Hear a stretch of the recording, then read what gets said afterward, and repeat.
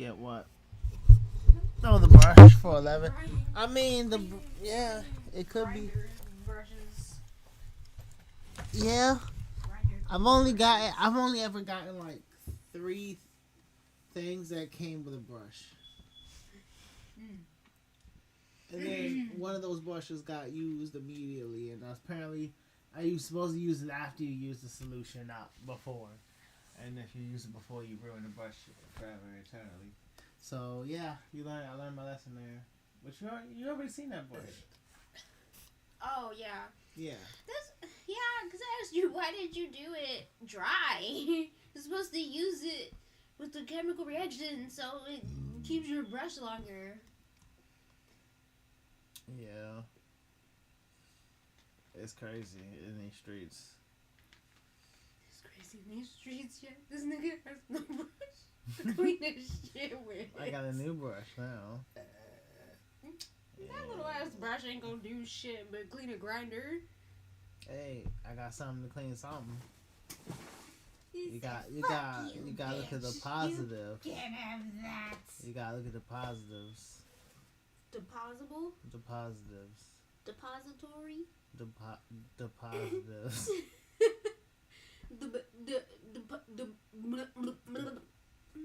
You gotta look at the good parts.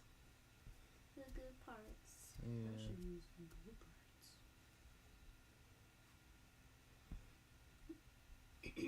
Nobody heard me say that. Depository, this does. You're on my blanket and I want it. Okay, damn. Oh, you met him, not me. I was like, dang, I can always move. You met Cerberus.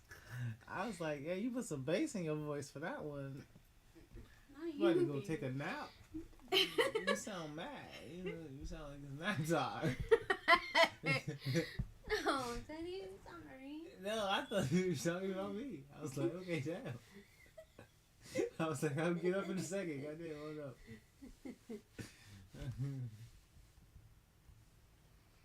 Look at my little babies.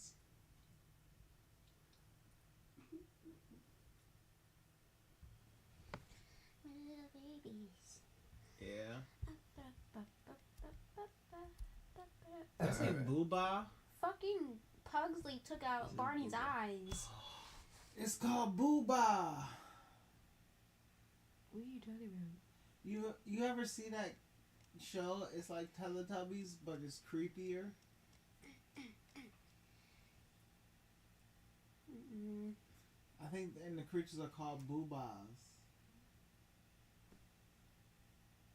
You never seen it? Yeah. Okay, it was a kids show I saw every once in a while growing up. It was like Teletubbies, but there was these big, like grimace-looking things, or yeah, they were like different colors and whatever. Oh my And and they did weird shit, and then they had a nap time, and they would wake up, and then they were like, booba. It was real creepy. Ew. It was real creepy. Actually, now that I remember it, I'm gonna watch it. Cause I'm pretty sure I described it terribly, but it wasn't any better than what I described it.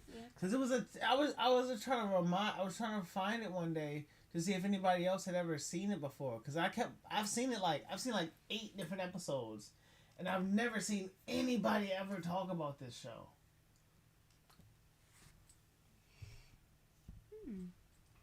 Yeah. But I think they were called boobas.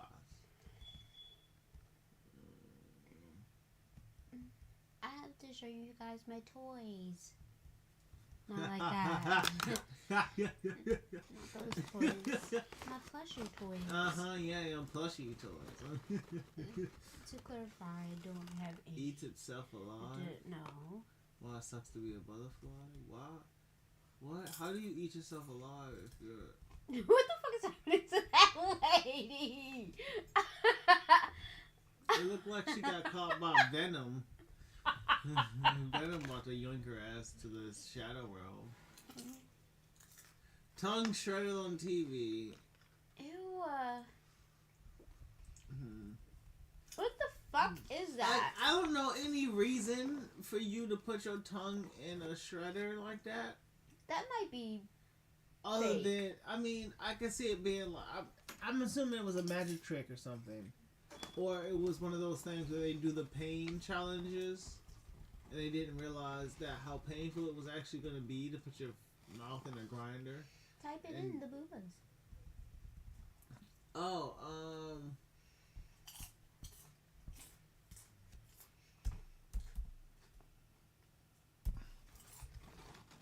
It popped up.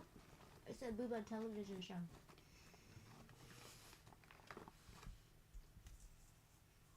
US version? Well, are they?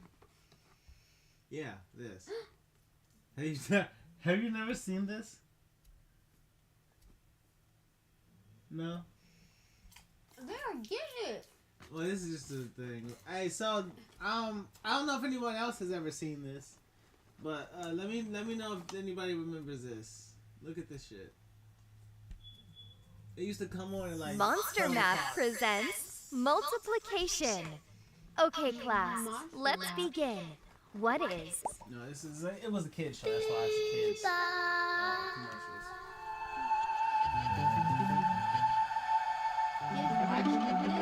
Yes, I watched it. Real? And I watched it as a teenager. So I used to watch it before taking a nap.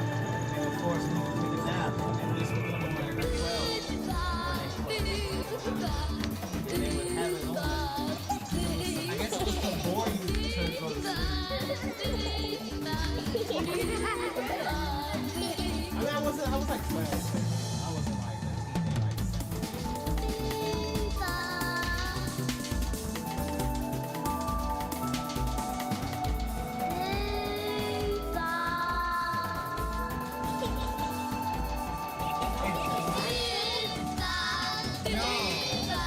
they're going around the world. So there's little four traveling around the entire world now.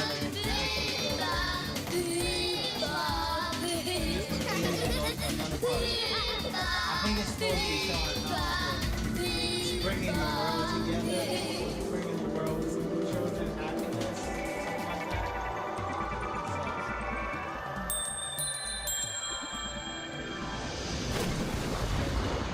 Going to its little plane of existence. It was kind of creepy for me. Like, I used to be like, I don't know who else used to watch this shit. But it used to give me a little bit, like, not nightmares, but I was like, what child would watch this? Did you feel weird? No, I would watch it and be like, what child would watch this in a state of like, oh my god, this is so amazing. Like, I'm so intrigued. Like, it would be like, what the hell is this? And I'm confused. And it would watch, the baby would watch this in confusion. But like, you know, like an actual child, I don't know. Well, we're gonna watch it, y'all. This is the first episode. It's just creepy. Well, I'm not in Oh, scoot your boot. Scoot your boot on over.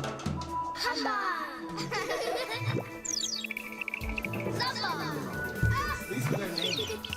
Hamba, Zamba. I think this is like a joke. I don't know what it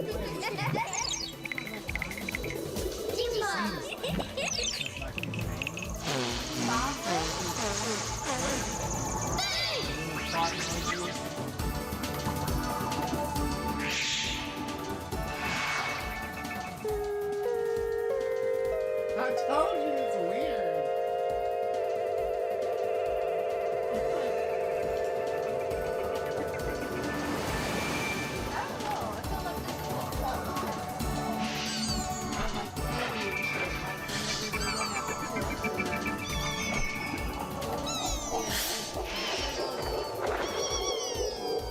Yeah, I feel like there's some secret hidden recipes in here I'm missing. I do feel that. I think this is for the intro.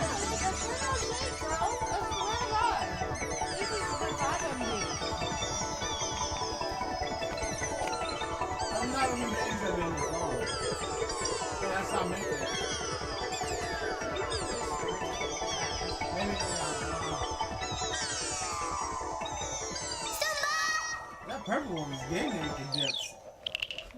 That one right there, he was. Right, look. You better go get it. Hey! I think they start working out.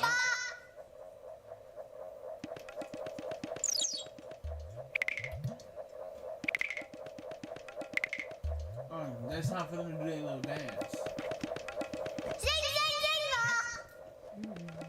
Okay. Now they're hitting their shits. Yeah. I don't get it.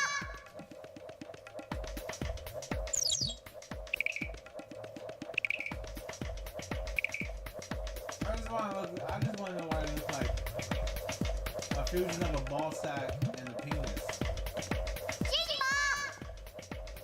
That's what I just want to understand. Like, why that design? Well, because the Teletubbies. The Teletubbies are like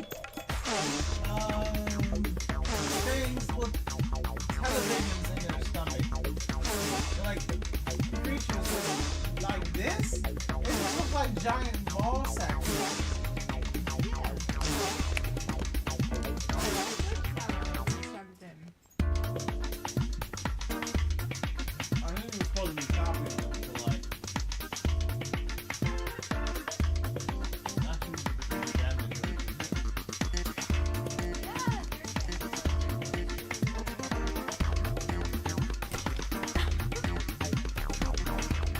I mean, they're doing the same little joint. We're supposed to be doing it. Oh! They hitting that shit. They're doing a little dip too. I see the little sass in it.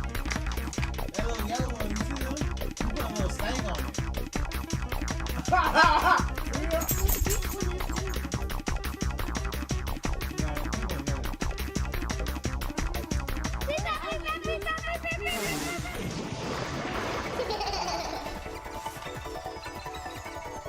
Baby laugh. Humba. Oh God! Humba. Fingy ball.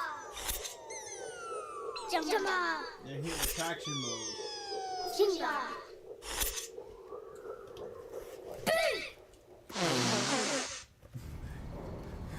Don't be firefly. As they shoot off into the sky. That's hilarious.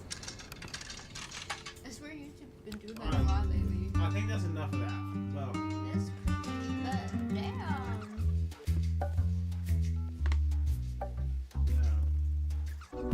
I don't know why we used to watch it, but it used to just come on right after like one of them shows, because it would be cartoons. Or no, what was it?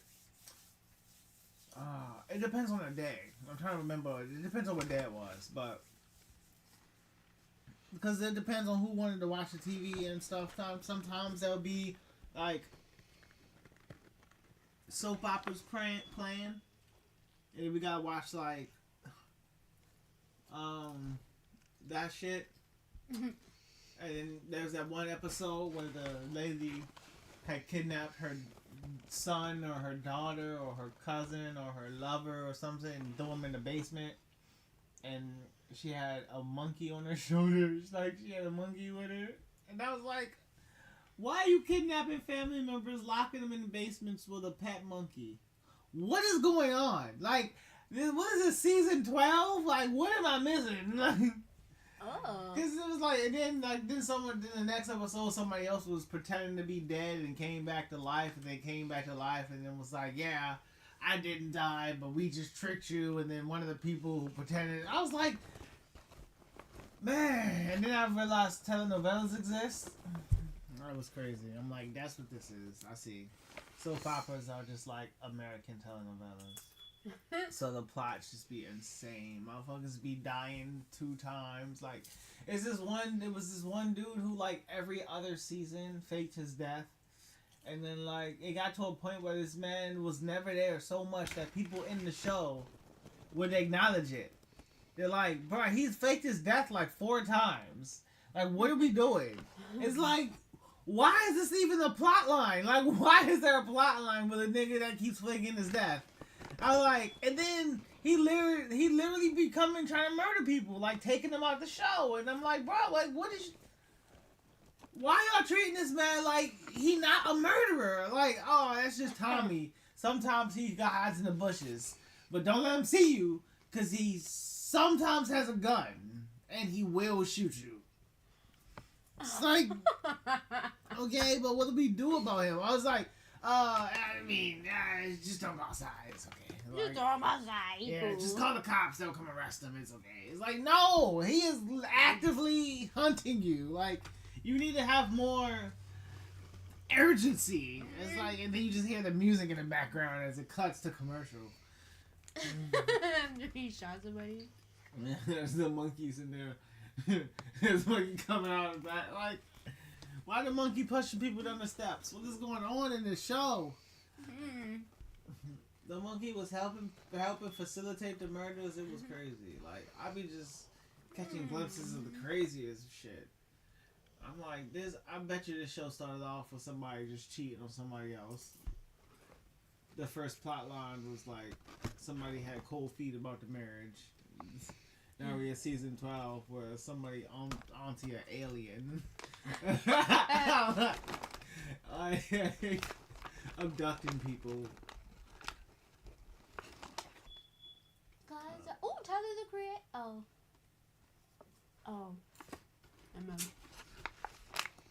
I got dark.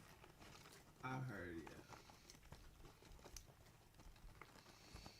What? Regular Kaizen. Excellent summer. What is that?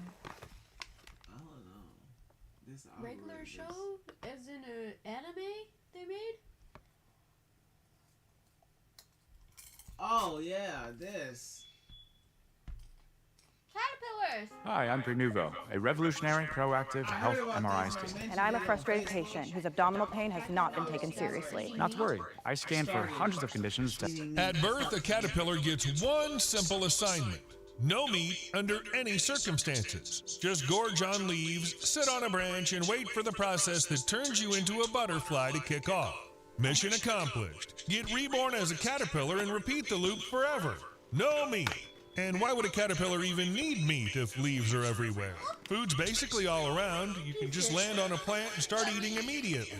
But larva grows fast, and every extra half an inch of body demands protein and nitrogen. Leaves often give you bulk, but not much building material. So sure, you can eat a ton, but you still grow slowly. And what does that mean? It's more profitable to get the protein immediately, even if you have to take a risk to do it. And in some species, predatory behavior really does show up, mostly on islands. But why do these ships pop up there more often than in ordinary mainland forests? And after switching to meat, what do those caterpillars ultimately turn into? They turn into moths. An island is a system with hard limits. There are fewer species, food webs are shorter, and familiar food sources can be seasonal or unreliable. But if you want to survive, you've got to adapt. Because if you depend on a specific plant, one bad season and you're done. Small insects, on the other hand, show up in waves and often cluster in one spot, especially around a few dominant plants. In Hawaii, scientists described an entire group of caterpillars that turned predation from a rare fluke into a normal island lifestyle. Okay, but here's the problem. How can a caterpillar hunt at all if it's not fast and doesn't have weapons like predatory beetles do? I'll catch you, and I'll eat you. How long has it been like this? Day 2. If you can't chase your prey down, you have to make the prey come to you. That's why caterpillar predation rarely looks like a pursuit. It's built around ambush and a short, well-timed lunge. Here's the real mechanism. Some species sit perfectly still on the edge of a leaf or on a twig and react to touch. The attack triggers the moment an insect brushes against their body. So it's not a sprinter hunter, but a living trap. Minimal movement, maximum chance of grabbing whatever wandered too close. Basically like leopards, just without the spots. Same thing. But why would a caterpillar need workarounds if there are plenty of plants around? Because plenty doesn't mean suitable. Many leaves are either tough and low in nutrients or chemically defended, that is, edible but bad for growth. And if a larva needs to pack on mass fast, it starts looking for food where the right nutrients are already collected and pre-packaged. And this is where it often ends up, not in hunting big prey, but in going after the easy stuff. Aphids and scale insects that sit in colonies and barely put up a fight, the caterpillars get animal protein without having to crawl, and they stay close to the plants. But then another question comes up. If caterpillars become carnivorous, why don't they keep evolving into full-blown killing machines? Predatory butterflies? I'd pay to see that. The logic is pretty simple. A caterpillar has a different job. It's a phase designed to convert food into body mass as efficiently as possible, not to burn energy on constant hunting and fighting. Predation here isn't a career change, it's a growth hack, a way to get key nutrients faster and with less effort. Meat's just a side gig. My main hustle is the leaf business. That's why these larvae tend to stick to a spot where food is reliably available instead of roaming around in active pursuit. In short, when a caterpillar eats meat, it's usually a targeted tactic. Ambushes, feeding in colonies of small insects, sometimes even cannibalism. Not a transformation into an all-purpose hunter. But how does a caterpillar even know it has prey in front of it if it doesn't have a predator's eyes and no time to aim? In this kind of hunting, vision isn't what matters. What matters is a signal that's hard to mistake, touch and vibration. If the prey actually bumps into the caterpillar's body or stirs the ground nearby, that's more reliable than trying to recognize shapes. That's why ambush caterpillars often attack on reflex. Something alive got too close, grab it. And that's the practical beauty of it. It saves energy and reduces mistakes. The whole strategy hangs on one short, explosive movement. Oh, come on, third time this week. But then something odd happened. Some carnivorous caterpillars that feed on other insects started hanging around ants. And ants are not the kind of neighbors you want to mess with, so why do that? If a larva feeds on aphids or mealybugs, it ends up in the same place the ants do automatically, because ants farm those insects for their sweet secretions. It's not a random encounter, it's a shared resource. For a typical caterpillar, that kind of proximity is dangerous, but for some it becomes part of the plan. Near ants, there are fewer outside predators and parasitoids. The ants aggressively guard their farm, so you get this paradoxical protection. You live inside a high security zone because it's actually better to risk dealing with ants than to be left without cover. Okay, but if ants are guarding aphids, why would they tolerate a caterpillar hanging around nearby at all? Ants don't make friends out of kindness. They put up only with what doesn't threaten their resource, or what actually helps protect it. So the caterpillar must either stay unnoticed, or it has to be able to dial down the ant's aggression. But how could it do that? Listen. Maybe we can make a deal. In some species that live alongside ants, there are specialized glands and chemical signals that can tweak the ant's guard behavior. The caterpillar can release substances the ants interpret as harmless, and sometimes even as a food reward. It's not an alliance, it's a transaction. The larva gains access to insect colonies and a measure of safety, while the ants get an incentive not to attack it right away. That's why you don't see this everywhere. It's limited to certain narrow groups. And that's when I wondered, could they use a spider's web as a ready-made hunting net? If a web is the perfect trap, could they steal the catch from it as easily as ants steal aphids? Yeah, and it almost looks like a system hack. In Hawaii, scientists described a rare predatory caterpillar. It lives inside spider webs, hidden away in dark shelters, picks off insects stuck in the threads, and can even chew through the silk to reach its meal. To keep the spider from recognizing it, the caterpillar carries a portable silken house and decorates it with inedible bits of insects. So it's essentially disguised as trash and leftover scraps in the web. Weird Christmas trees they've got here. This is the home. Okay, done. Now let's go find a Starbucks. Imagine being able to build an app with your name on it, just by thinking about it. Meet Base 44, a complete AI creation platform. Describe what you want, and watch it take shape. You can plan, customize, and expand in any direction.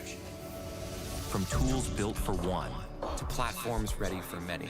From passion projects to enterprise-grade systems. Everything is built in.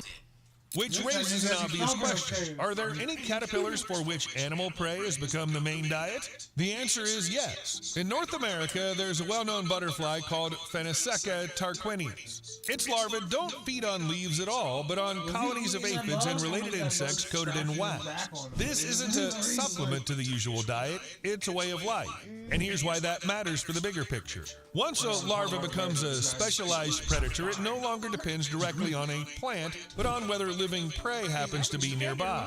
From there, the chain of dependencies inevitably becomes more complex. But that raises another question. If this species was plant-eating for tens of millions of years, where does a meat habit even come from in the first place? It's kind of like being the first person in your family to start therapy. Everyone thinks you're weird. The most likely first step isn't hunting, but a situation where animal food is already nearby and doesn't require any new skills. And in the world of caterpillars, the most available option is other larvae. Caterpillar cannibalism is a real thing. Sometimes because they're crowded onto the same plant, sometimes because they're short on the right kind of food, and sometimes simply because a bigger larva can easily overpower a smaller one. And here's why that matters. Cannibalism provides concentrated protein without the complexity of hunting, and it can act as a bridge to the next step, eating any soft-bodied insects that happen to be within reach. It's an evolutionary test run of a new food source. And now for the key to the mystery of why they stopped turning into butterflies. If a caterpillar eats meat, that alone doesn't cancel pupation. So the cause has to be something in the mechanism that directly controls metamorphosis. And metamorphosis isn't a choice, it's a hormone-driven script. Until it starts, a larva can keep growing and molting, but it won't transition into a pupa. And then another player enters the scene, parasitoid wasps. They lay an egg inside a caterpillar, and after that, it's in their interest that the host doesn't pupate until the wasp larva has finished developing. So these parasites can interfere with the host's hormone system and delay the transition to the next stage. The result is that the caterpillar never transforms, they keep it stuck in larva mode. But why is stopping pupation so important to the parasite in the first place? Wouldn't a pupa be more convenient for them? It just hangs there in one spot, not moving. A pupa isn't sleep, it's a full-body reconstruction. The insect is essentially taken apart and then assembled again. The host's tissues, its hormones, its feeding program, its immune responses change, and all of that can destroy the conditions the parasite depends on. If the parasite is developing inside, stability is a huge advantage. It wants the host to stay alive in the familiar caterpillar format with predictable physiology and reliable resources. That's why many parasitoids keep the host at the caterpillar stage exactly as long as they need, and sometimes they even force it to molt at the wrong time or stay active. And here's the practical outcome. You see a larva that keeps living and eating for a long time, but the pupal stage never arrives. It looks like a nature glitching, but in reality, it's someone else's survival strategy. So how exactly do they hold a caterpillar in their larval stage if metamorphosis is triggered by hormones? To disrupt the switch into a pupa, they have to tamper with the signals that start molting and the body's reorganization. One of the main signals is ecdysone. Without a proper surge of this hormone, the larva to pupa molt won't begin. They say he's got parasites. Why would you think that? It's not a phase. It's my life now. And here's what the experiments show. In caterpillars infected by parasites, hormonal processes really can be disrupted, and sometimes an external dose of ecdysone partially restores their ability to move on to the next stage. So it isn't mysticism, and it isn't the genetics broke overnight, it's chemistry and physiology. The parasitoid, along with the compounds it releases, tweaks the host's internal settings so the host stays a convenient incubator. But it's important not to mix up cause and effect. If a caterpillar doesn't turn into a butterfly, it isn't always because of a parasite. The adult stage is retained when it's genuinely needed for flying, dispersing, and finding a mate, but some insect lineages solve those tasks differently, and then the adult form can become drastically simplified. Entomology even has a term for this, larviform female, a female that is adult in function, but still looks larva-like. This isn't a caterpillar that failed to become a butterfly, but a different life cycle strategy in which metamorphosis is partially reduced. And here's why that matters. Once the environment makes flight and long-range dispersal less advantageous, wings and a complex body become an unnecessary expense, and the adult form may simplify. I used to dream of becoming a butterfly so I could fly everywhere. And then a supermarket finally opened right next to my house. A pretty logical question follows, how can a female be an adult if she looks like a larva? In biology, adult isn't about having wings. It's about being able to reproduce. If the female doesn't need to fly around or search for food, it can actually benefit her not to spend resources on the complex body of a typical adult butterfly and instead invest those resources in eggs and staying protected in one place. And here's where this really happens. In some Psychidae species, females are often wingless and remain inside their little bag where they mate and lay eggs. The male, meanwhile, looks normal. He flies and goes out searching for the female. It's basically a division of labor. Dispersal and searching is the male's job. Survival and producing offspring is the female's. If butterflies had parental leave, they'd probably split it 50-50 too. So this isn't a metamorphosis malfunction, it's a different kind of life cycle economy. But why does it get so extreme in bagworms and similar groups? Why does the female end up barely resembling a moth at all? The logic is simple. Every extra feature, wings, complex muscles, advanced sense organs, is a cost that doesn't necessarily provide a direct payoff. So in some species, females really are heavily reduced. They may be wingless, have simplified legs and weak vision, yet they're still adults functionally, and they still produce eggs. And here's what matters for the whole story arc.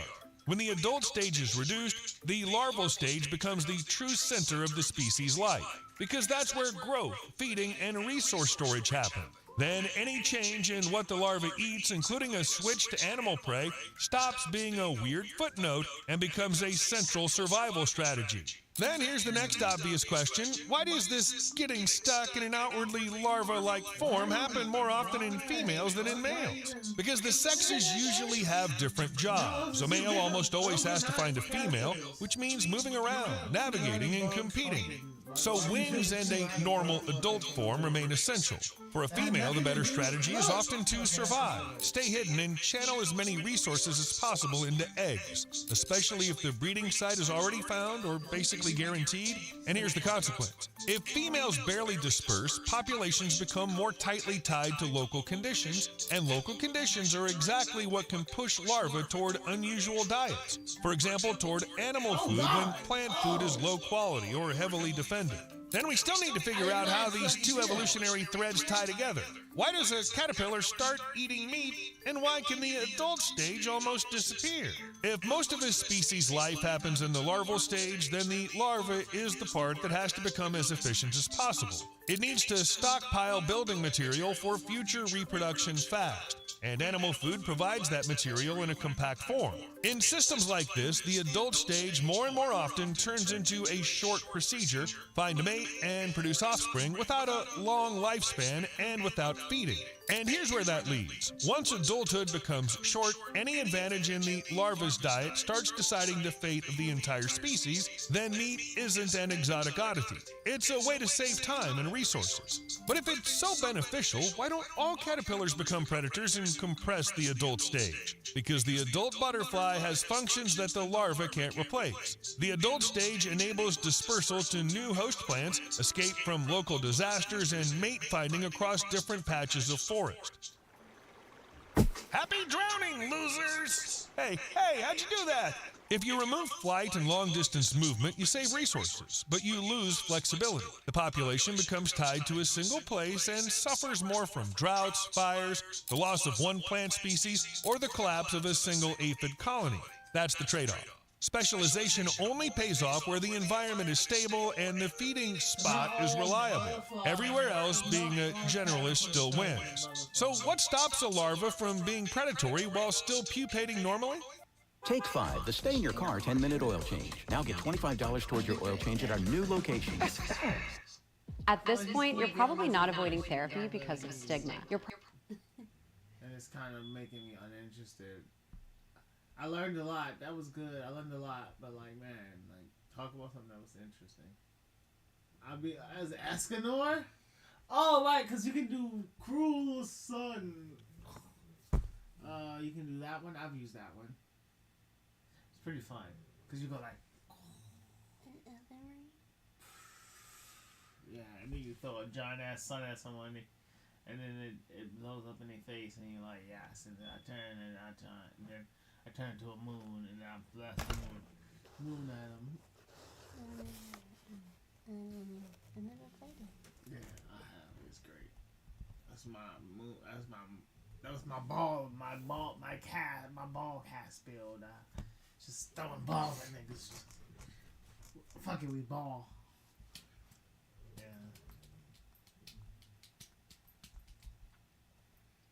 Bam. There's a white widow. Oh.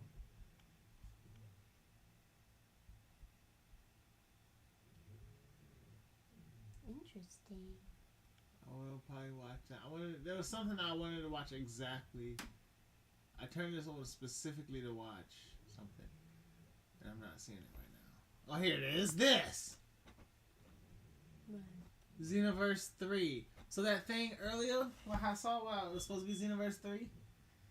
I didn't really like it at first, and then everyone was like, "This is gonna be Xenoverse 3," and I was like, "I really don't think it's gonna be Xenoverse 3."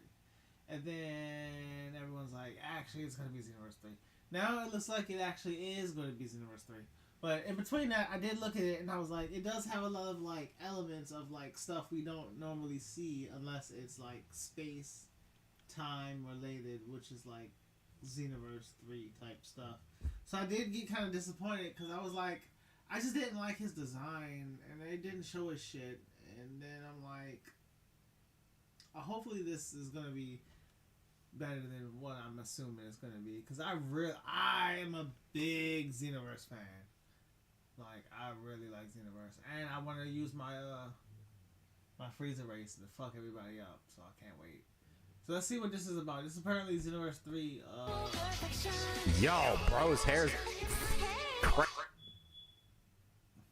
This is apparently Xenoverse. Yeah, you want to play stuff while okay. Yeah, so with a very special anime-style video, without further ado, let's take a look. Oh, okay.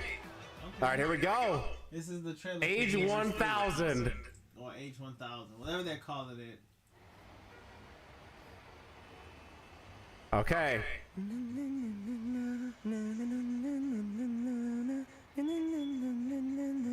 Bro.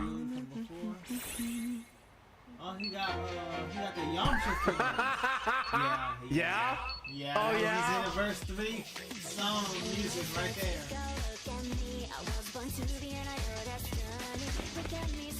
Wait, what's Piccolo doing up there?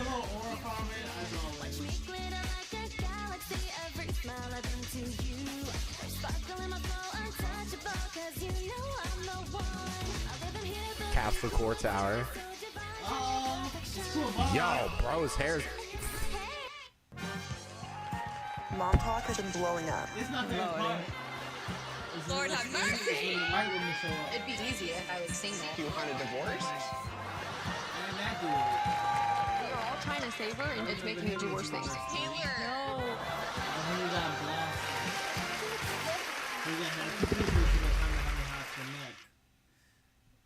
No. Crazy, man. My new song's out. Hope you like it. Which you can't fly because, Okay. you don't have a flying Look license. alive! The Another Gammas. exhibit, new city. That's your cue to head out and take care of it. Whoa. Why did they do a... Oh, yeah. Oh, you get the... I like you say man stuff. I'm not gonna lie. Bro, is Iron Man suiting up?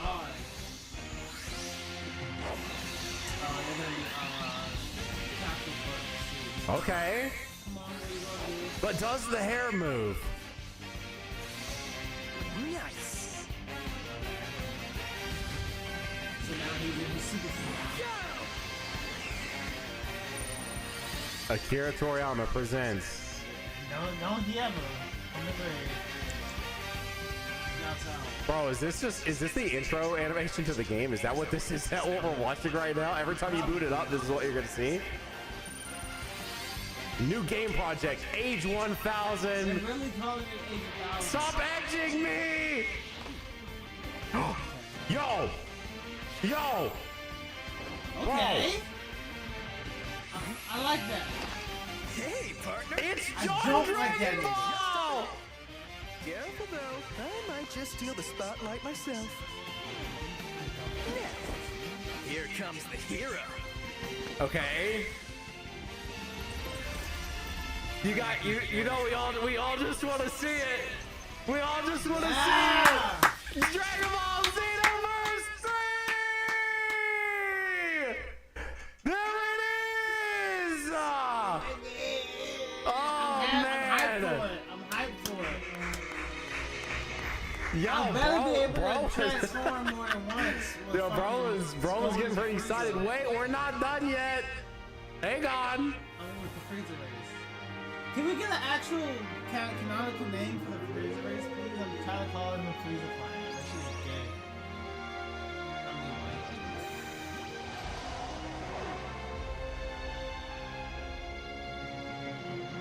gay. Dude, this is the new like hub world. Oh, that should go hard. Oh my gosh, man. You guys think Dragon Ball Breakers is up in the top of that main tall building? Breakers? Damn! That's gonna hurt tomorrow. Wait, are you okay, John? Wow, you really caught me off guard. Is that an angel? You okay? I like Bulma's redesign. I don't. Dragon Ball Xenoverse 3 wishlist. There is no Switch 2 on there, man. They were like, wait, there's not a Switch 2, but it's got the power of a PS4. What are we supposed to do, man? Look how good our game looks. Wow. There it is, ladies and gentlemen. Dragon Ball Xenoverse 3. Yo. I can't wait. Isn't that Bola? Oh, is it Bola and not Bulma? Xenoverse.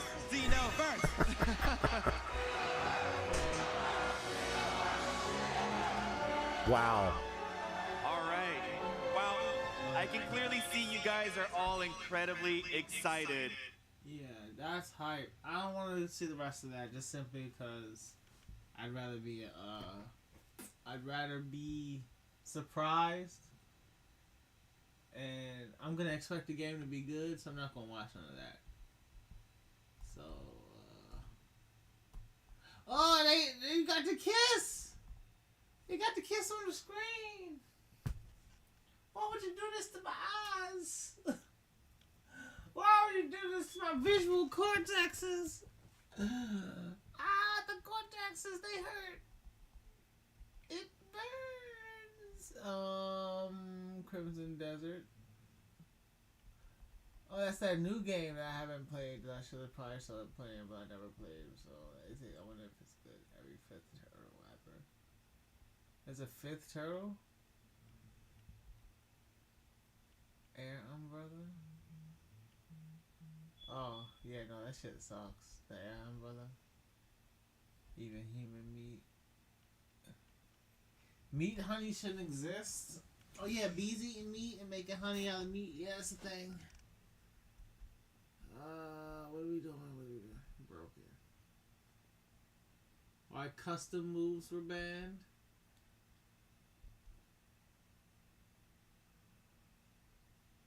I like the custom moves, but I understand why they were banned.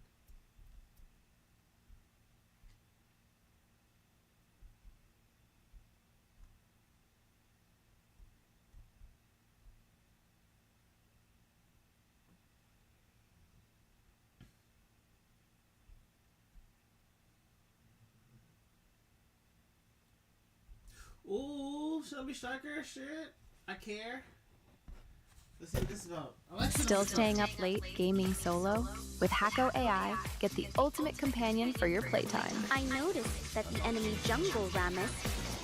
Confidence up. Wow, that overgrown tunnel looks spooky. Main weakness is that glowing blue gap. Squeeze through that gap. It leads deeper into the village. Choose from a wide range of characters and make every gaming moment more vibrant. Come and give it a try.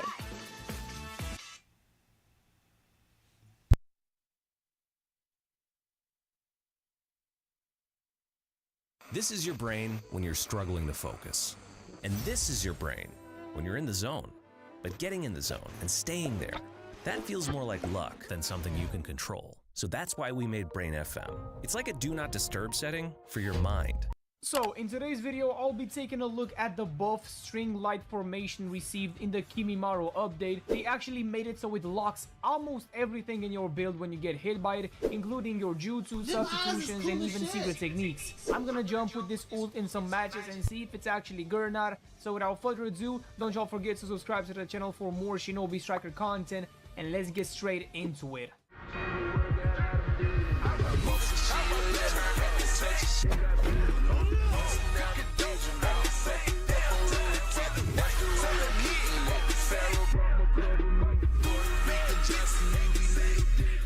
Alright boys, we're back with another healer build, and lately I don't know what's going on, but I'm having so much fun playing healer. This time we're looking at the string light formation buff, and basically now it locks everything in the enemy's build. So we're talking secret technique, we're talking substitutions, we're talking jutsus, we're talking everything actually. Hold on a second, I gotta my other healer, bro. We gotta play as a team. We gotta play as a team, boys. We gotta play, bro. Where's that guy? Why can I lock onto people? Come here. There we go. We got your controls reversed, and this is a war fan. This is pretty bad. You feel me? Who uses Mud Dragon or Earth Dragon or however you want to call this thing in the combat battle, bro? This is useless. I mean, not really useless, but it's weird to use that. Hold on. This is that kind of jutsu that basically charges up pretty fast. So I like it. You feel me? That dude is gonna die. Watch this. Okay, I missed it. Don't watch that. Don't watch that, bro. Trust me. Wait, is this ours? No, this is not ours. This is not ours, bro. I gotta get our shit out of here. Okay, wait. I catch. I gotta heal it. I gotta heal it. Ooh, beautiful kick. Okay, I got my ults. I got my ults. You already know. Oh, shit, bro. That guy is a sub. Bro, I'm on to you, bro. I am on to you. Look at that. Ugh. Stay right there. You have everything locked on you, bro. Everything. Substitution, jutsus. I don't care, bro. I don't care about your ninjutsu. It would have been cool if it can actually lock your ninjutsu too. I mean, that would have been like overpowered as shit. That dude is trying to run for his life, bro. Run for your life, my boy. Run for your life. Oh, look at that big slash with a chakra scalper. You love to see that. Oh, I would have loved to heal that boy, but I don't.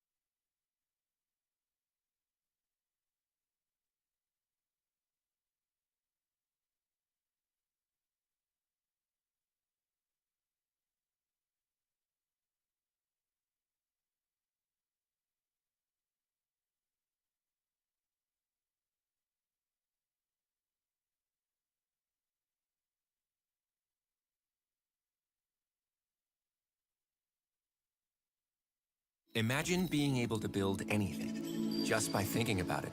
Meet Base 44, a complete AI creation platform made for anyone with an idea and a drive to bring it to life.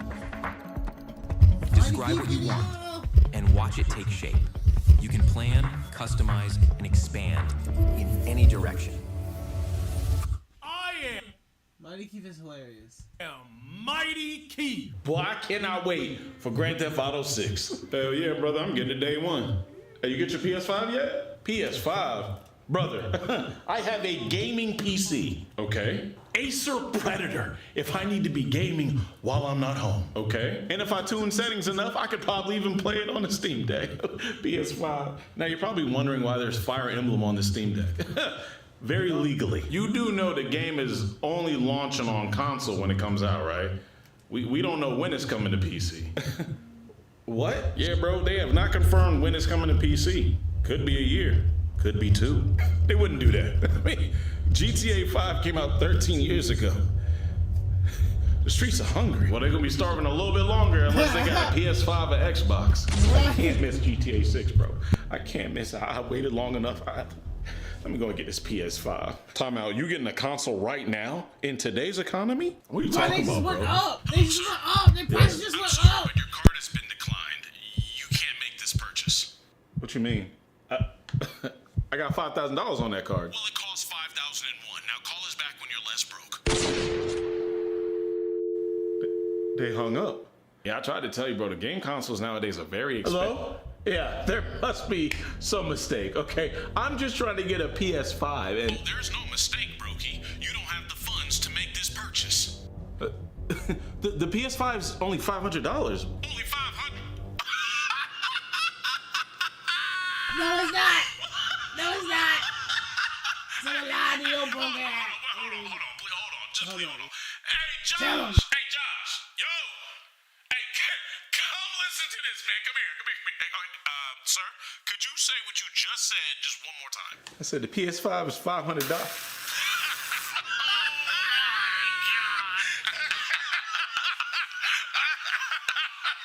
Hey, boy, don't ever call here again, ugly. These consoles have gone up in price. For every version of Xbox, for every version of PlayStation. Oh my God. Bro, online is saying the PS5 Pro costs as much as a mid-level PC now. Yeah, it's getting up there. What happened to consoles being family affordable? My family cannot afford this. Gaming is a rich man's hobby now. I already play Magic the Gathering for that, bro. I can't play games as well. You have to choose between playing life or playing on a console. Oh, I got an idea. Hey, can I sleep on your couch for like 2 months? No, I'm never gonna afford a console, bro. If PS5 Pro is $1,000, what is the PS6 gonna be? Far more than your broke ass can afford. Damn. Boy, that's just crazy.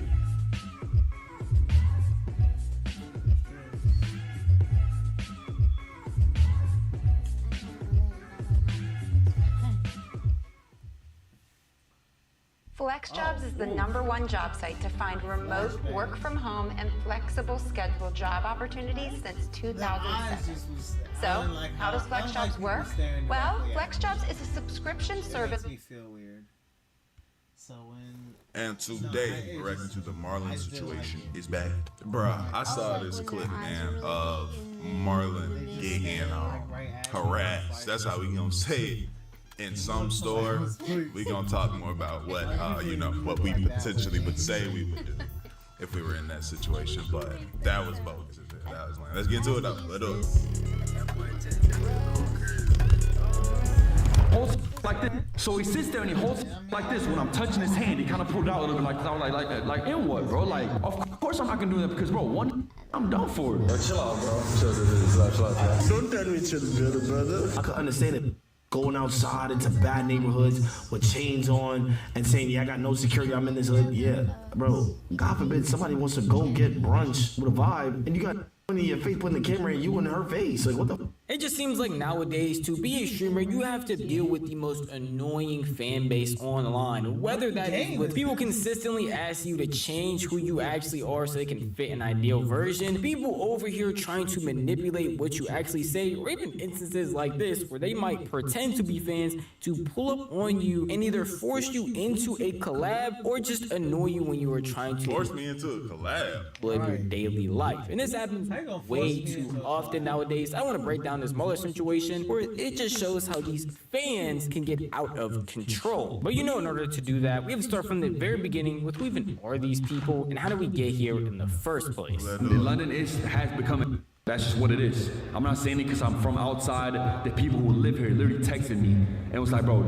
that's what I've been telling people. London is, and it is, bro. Like it's become. There's certain people in this country, and that's just like full on straight up trying to act tough. For anyone who is unaware, this is MAR3LG, better known as Marlon, who is a pretty popular streamer who got a lot of fame towards the end of last year. He is known for doing a bunch of IRLs, some desktops, and even notably being homeless for a while trying to pursue his content creation career. And most recently was invited to the Sidemen charity match, which is hosted in London. So of course, him and a bunch of other content creators had went down to London for a while to have not only some fun in that charity match, but also just have fun around London, streaming, doing a bunch of outrageous things. But for Marlon, mostly all he was doing was filming podcasts, having pottery lessons, and just walking around London, seemingly having a good time and enjoying himself on and off stream based on the stuff that was being posted on his social medias. But randomly, he made a tweet talking about a bad experience he had while just enjoying being in London, went out to get food at a chicken shop here in London just now. Almost turned into a 4v1. Again, a bunch of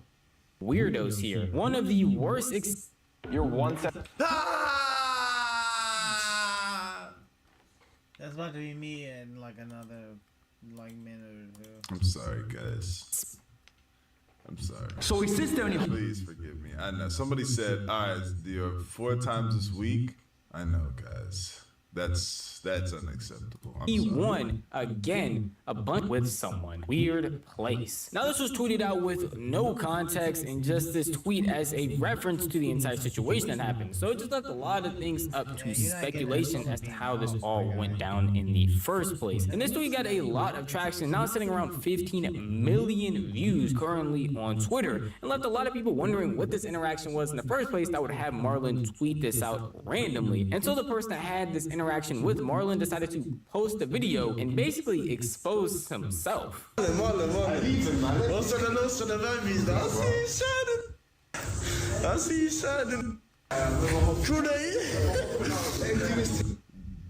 this is odd. Buddy went point the camera at Shorty's buttocks, acted like he was gonna grab him.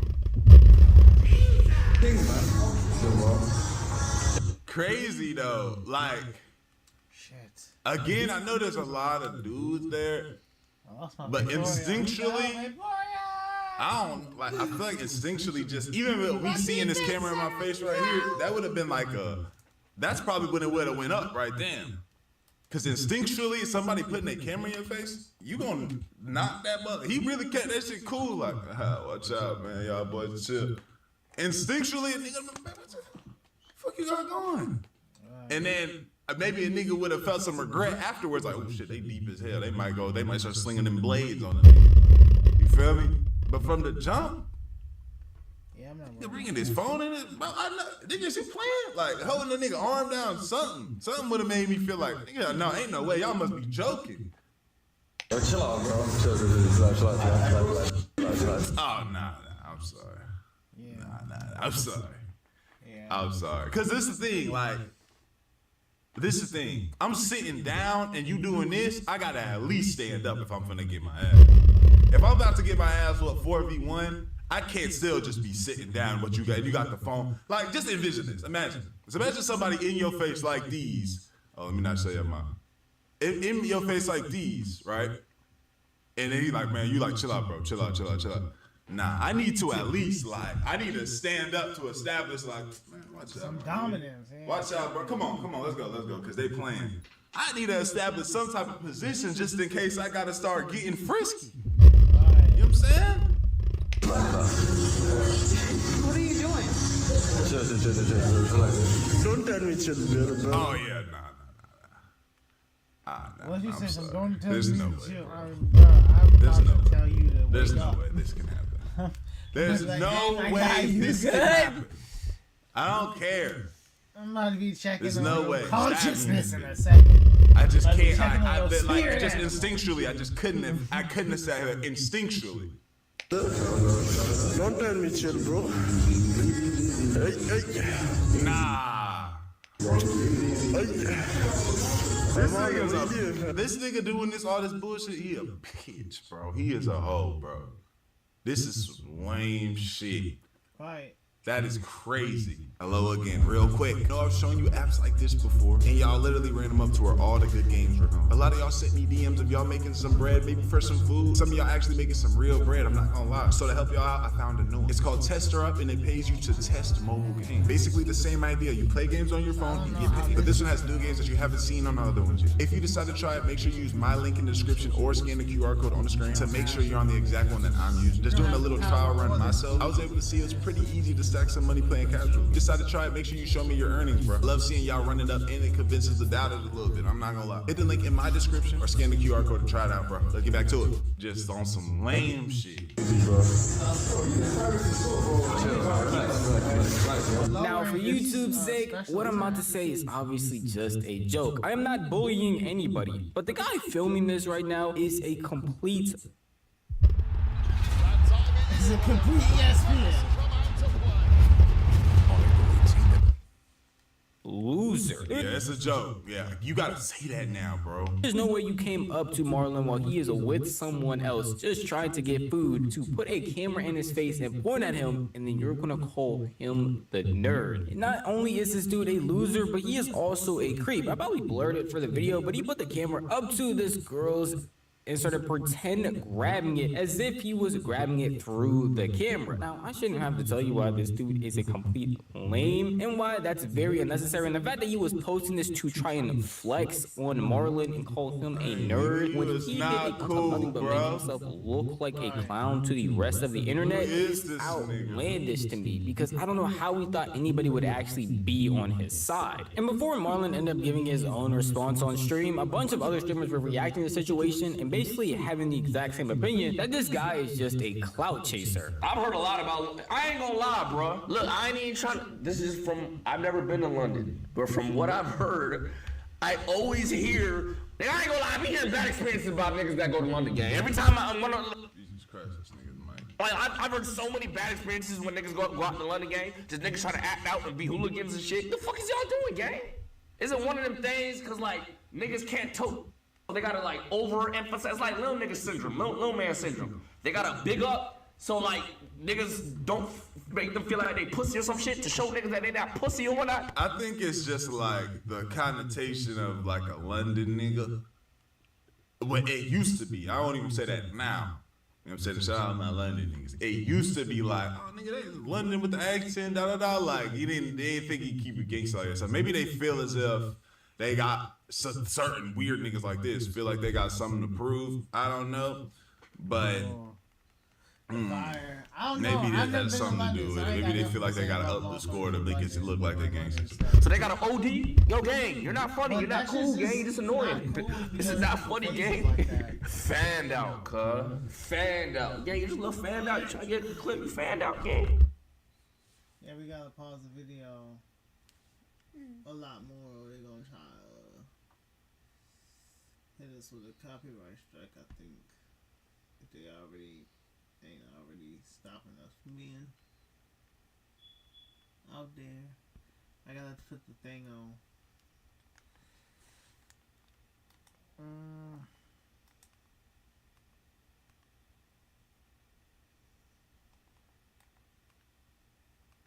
Just hit a sunny day and call it a day. Because we shouldn't need nothing else.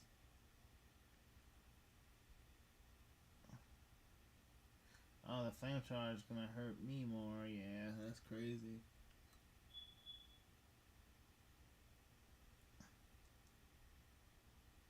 Oh, we almost lost. That's insane. You fat, yo, Marlon, what you do? Yo, you in fucking London. Why you not moving with, if you're not with the boy? Like, look, Where the security at, nigga? This nigga shouldn't even be able to get that close to you. You're not in your territory. You in foreign territory, no security. He is alive. Now I know he's not alive, and that's what even makes it even worse. Because that means you saw the nigga and you thought to yourself, "Oh shit, yo, now it's my time to shine. Let me get a clip. Let me try to go viral. Let me try to make him act out of body and make him go viral." Like the worst part about all of this is this guy was going around making it seem like he was a big dog. He was really. Shout out Marlon and not getting up and just start swinging on them niggas though. I mean, yeah, that's true. Fuck around, actually lose his life. So shout out to that nigga for keeping composure, because I might not be alive today if that was me, my nigga. Just off of the instinct though, not even on the like calculated, okay, so I know what I'm gonna do next. Just off of the instinct of somebody, especially putting a finger, because it's like when the finger come out or like something get close to your face, just instinctually, it's a like you wanna like grab a nigga hand like and you start getting strong, like, you know what I'm saying, get strong with him. You feel me? And I've had an experience like this, but it wasn't like, it's just, and I say this to say because I have experiences where like my body just reach and move a certain way. But we was at me and my girl and a bunch of her friends, I forgot what we were celebrating, we were at some type of club, we were just chilling, kicking and cool and whatever, we were sitting down and my girl was dancing, she was dancing next to me, whatever.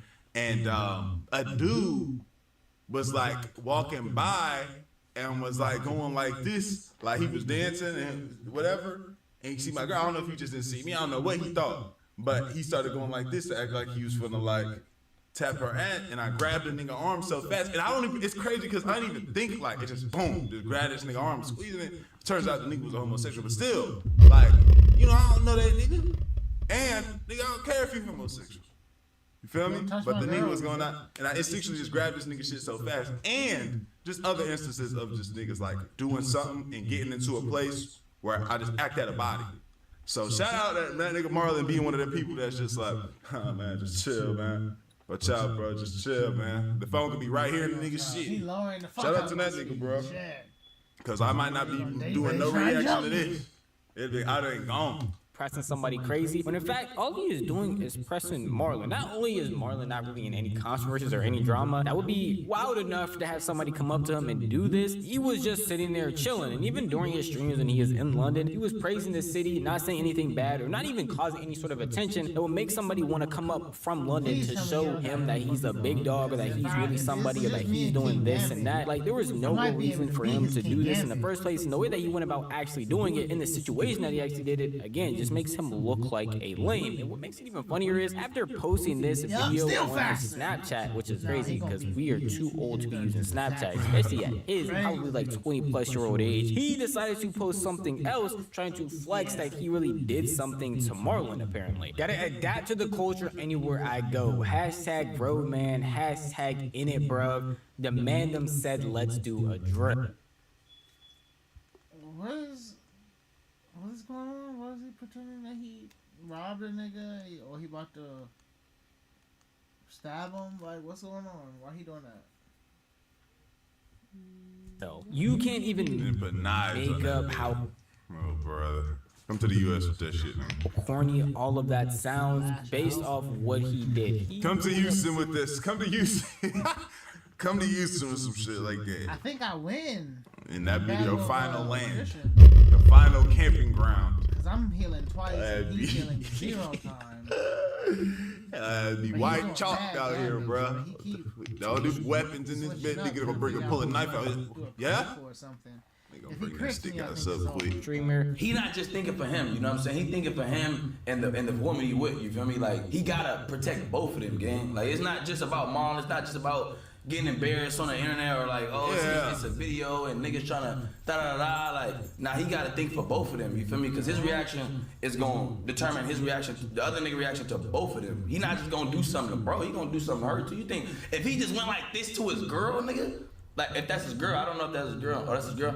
Yeah, if he did this to his girl, nigga, come on, gang. Nigga, they the type of niggas do something to Marlon and then try to do some freaky, like some weird shit to her, some shit to her. Like, you never know, fool. Like, these niggas really be weird, gang. If a nigga got this much courage and he this bold to motherfucking do this in a video, nigga, Come on, gang. These niggas don't give a fuck. Safe to say Shout out to that nigga. that everybody For not flashing. on the internet was on the Marlon side and understanding what for the fact that he obviously couldn't Who would be off the? Who would not be on that that nigga Marlon's side? That'd be crazy. was on the guy because that was going to end up going nowhere well. But people wanted to hear from the actual source. They wanted to hear what Marlon had to say, and not just from this video or other streamers' reactions. So eventually, the very next day, actually, Marlon got on stream and tried to describe and explain the entire situation in more depth because it was apparently a lot worse from his perspective than what was shown on that short video. We're in this chicken shop, okay? I'm ordering food, simple as that. I'm sitting down, we haven't got our food yet. It took about 15, 20 minutes. There's no one in there dead, okay? Walking in, walking out, walking in, walking out. Came in people like took pictures of me because they see my blonde hair now, whatever, right? Why don't you wear a hoodie? Because I was 30 seconds away. I just want to go and down and grab some food, simple as that. 3 guys come in, it's like 1 a.m. First guy comes in, normal, whatever. Second guy comes in, doesn't say a word. The first guy says, oh, yo, it's that Marlon, yeah? Like, whatever. So I was like, yo, what's good, bro? Whatever. I was like, yo, what's good with that? Dab snuff, everything. Like, all good. Second one kind of just looks at me, just stands there.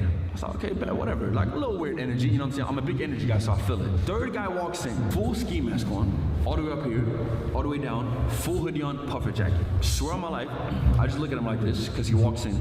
He goes, fuck off, that's not Marlon, yeah, that's not Marlon. Like a little fucking fan. So I just look at him, because he was just moving weird. He was just like, don't come at me looking at me saying, that's not Marlon, bro. That's what he did before even filming in the camera. That's not Marlon, in my face. Like, that's not Marlon. In my face? Come on, God. This in the face shit is just crazy. And I'm just not fucking with the energy, bro. It's like 12 a.m. I'm like, and I'm still sitting down. Nigga, I would have been standing up. This one thing I gotta say though. Like if I'm like just critiquing anything, that nigga gotta, when some shit feel like danger, get like, guys, this is just regular, just for everybody. If shit feel dangerous, stand up. I don't know why, like stand up and get yourself ready for action. Right. Ready for some type of confrontation to happen. I'm not sitting there trying to just be cool, chill. Hell no. This is time to stand up and get ready. You don't know what the fuck about to go on. I mean, maybe. Virginia, this is an election alert. There is a special election on Tuesday, April 21st. How you vote is private, but if you vote, it is public information. That means you're... Second, man, hold on, let me think. I forgot what I was gonna say. That video I started playing. I don't sleep on jet, like not to blame that, but I'm just off it, bro. I'm just like, yo, what's good? Like, and y'all know me, I'm always nice to everybody that comes out to me.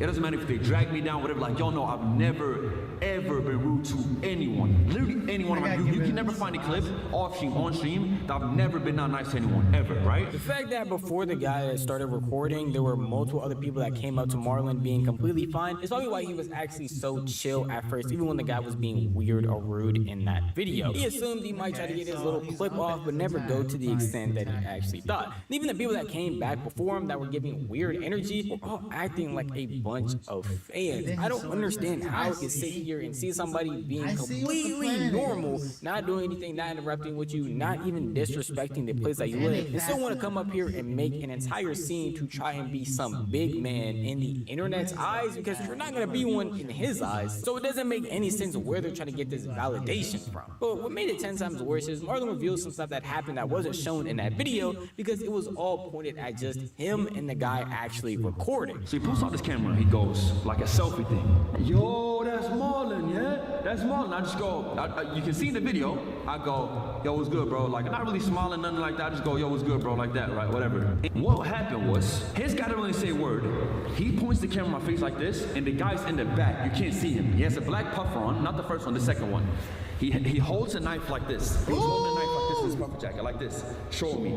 Like something is funny. When I touch his hand. So I touch him, I go, chill out. Chill out. So I wanted to get up and be like, yo, relax, bro. So I took this, so he holds the knife like this in the back. The whole time. Just looking at me, just looking at me. Not even ordering food, standing next to the food like this and holding it like this. So for the people who sits there and says, by the way, oh, I would have done something, whatever it is. My blood was boiling. Yeah, heated. Okay. Makes sense. It's like, so wait, he said the dude in the back was holding the knife. I feel that. Now they showing you that now they ready to pull you out. I see what you're doing. Okay.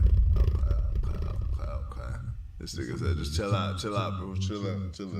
Let's see what's going on. Nah, that's a great method. I think really sitting there chill. But again, I don't know if I would have lived to see the day just because I don't know if I would have waited for it to get there though. You feel me? To even have seen what was happening. They just would have started stabbing. I'm like, damn, they got me.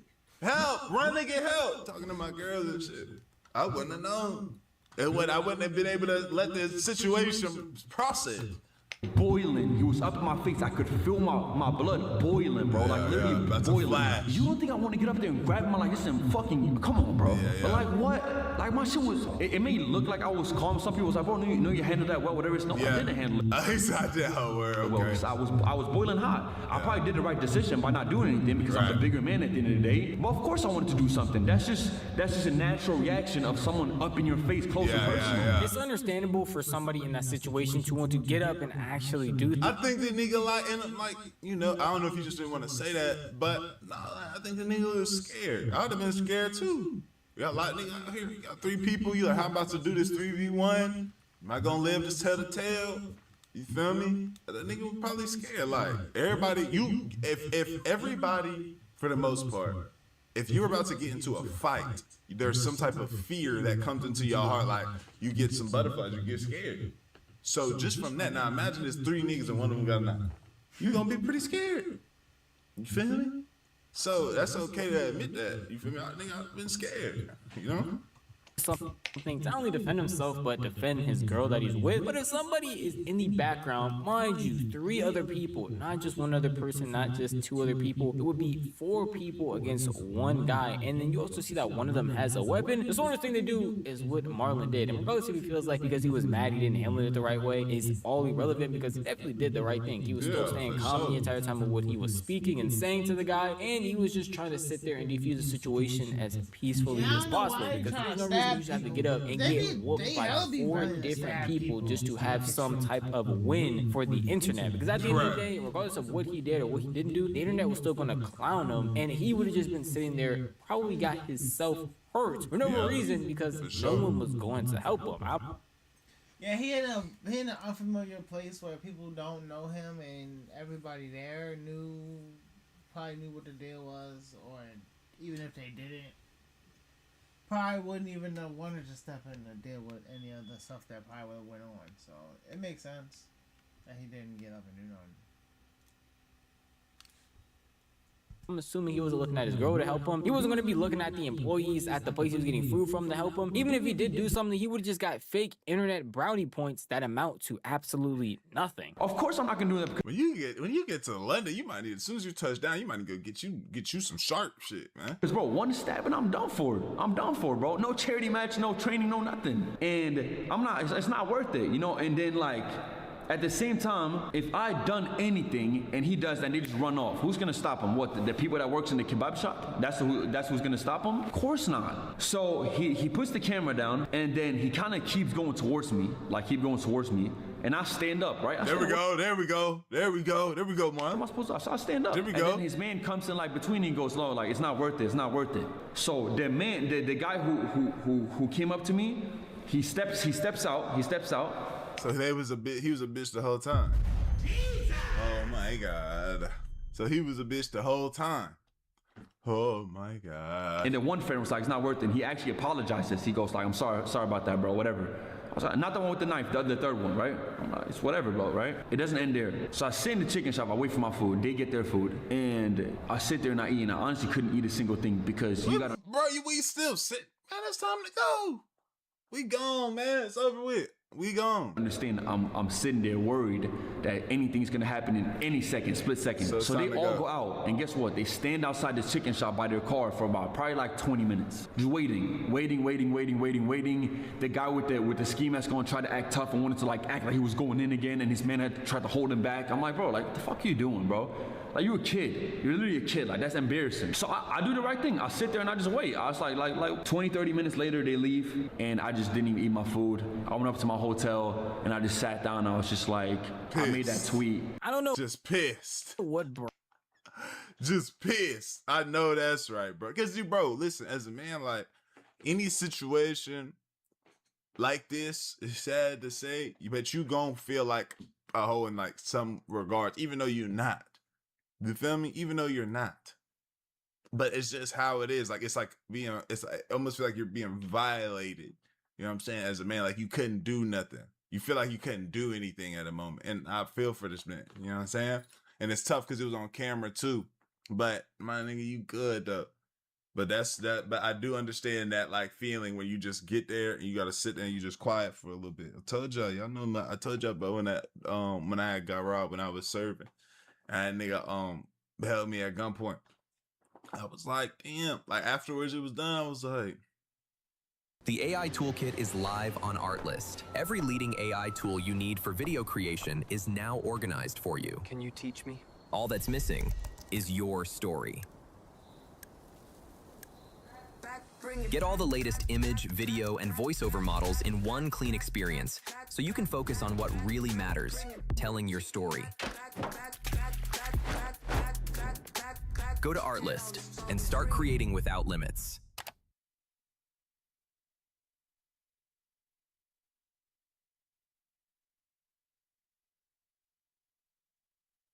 Siri's dictation was driving me crazy, so I switched to Whisperflow. Here's why I'll never go back. First off, it actually gets it right. Watch what Siri does with this. Can you share the mirror board, export the concepts to Figma, and update the timeline in Airtable? No wait, Jira.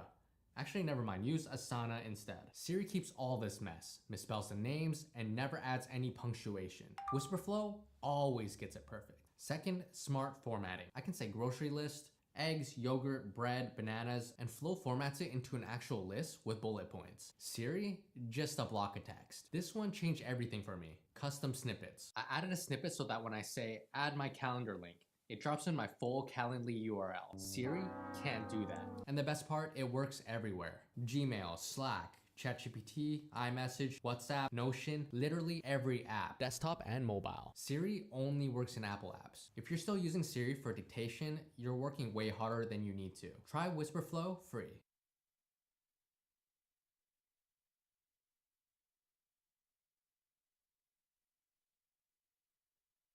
You know? But if I would have flashed, who knows? I could be paralyzed. I could be, you know what I'm saying? Instead of just sitting there and just being quiet. You feel me? Tough. Brand of human they're making in the UK, but if this is their representation, especially for how you're going to act to somebody with some clout or somebody that has any type of fame, it's definitely not looking good. There were a lot of people that probably would want to experience what London is like or go there as an influencer, as a content creator, but this is how y'all going to act for no real reason and then afterwards try to act tough when all you did was record somebody who was just trying to chill and then wait outside for them for no real reason and fake acting like you're going to go back in just to do a bunch more nothing. It's starting to drag. Let's see. Way too much fucking money. I feel like as a streamer, I'm the only nigga that move correctly because I also make music as an artist. I know how niggas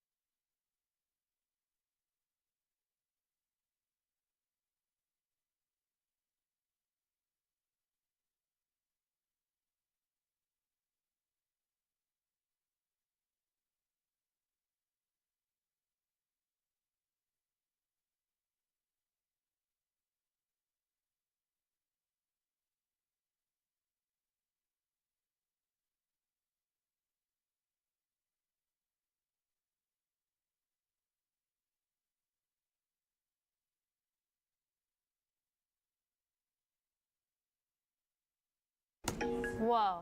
What's that? I just built a budgeting app in Base 44. Guys, Nina just built an app. Impossible. Nina can't code. Interesting. Can it generate reports? Oh, because he said he was gay. I can now. You're saying we can all build apps now? That's why. Yeah. I'm on lunch. I gotta make a call. I'll be right back. Just built an inventory tracker. Protein calculator. Book sharing app. A workflow manager. That's Tracks who still owes for the group lunch. trash duty schedule. Because no one seems to care. I just created a goal tracking system. We built the same thing, didn't we? Yep. Can this thing manage contact? Is it talking compliant? I want to animate this graph. Profesor de español. An inter-office dating app. Yeah, For right dogs. now we're on the heel off. Until For he office- switches to a more office dogs? attack style, You know what I mean? he's healing. He just killed his other Pokemon which was helping. He killed his own Pokemon to heal from it. And now we just having the heal off, but I'm Still staying up late gaming solo? With Hacko AI, get the ultimate companion for your playtime. I noticed that the enemy jungle Ramus. Confidence up. Wow, that overgrown tunnel looks spooky. Main weakness is that glowing blue gas. Squeeze through that gap. It leads deeper into the village.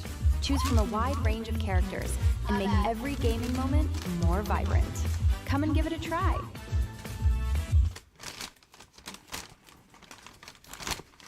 Guess what? You want to know a secret? Hello, guys and gals. Me, Budahar, and today we're deep diving once again into the Epstein file. Come here. I'll tell you. Come closer. Come. Hurry.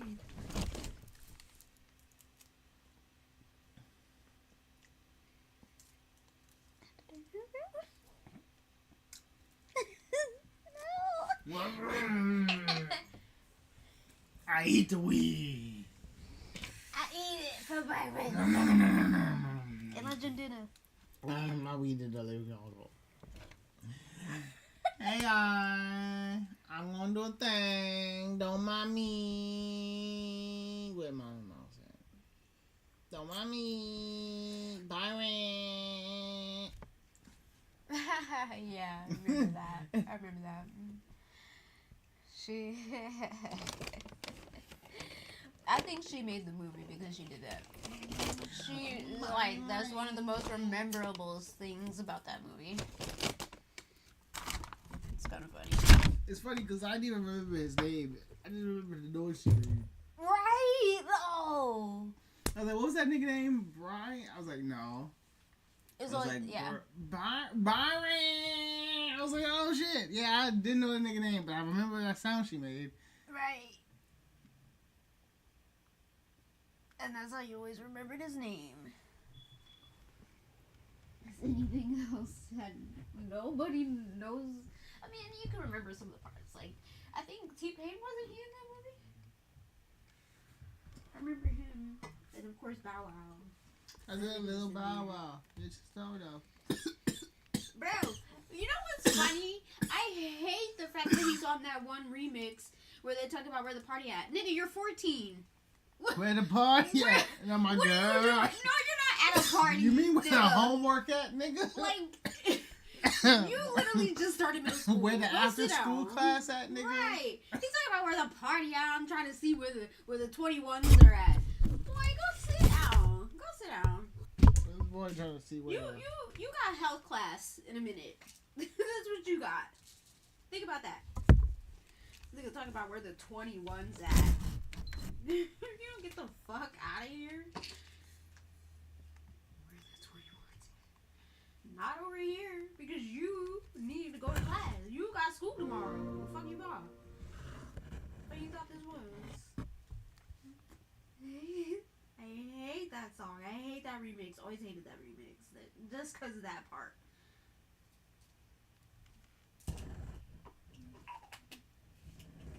Yes, I'm a hater and I complain. I don't care.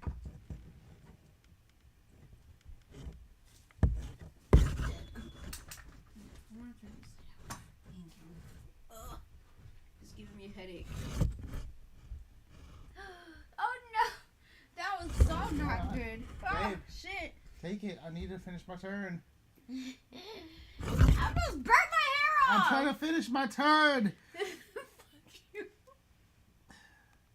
There's more important shit going on over here. You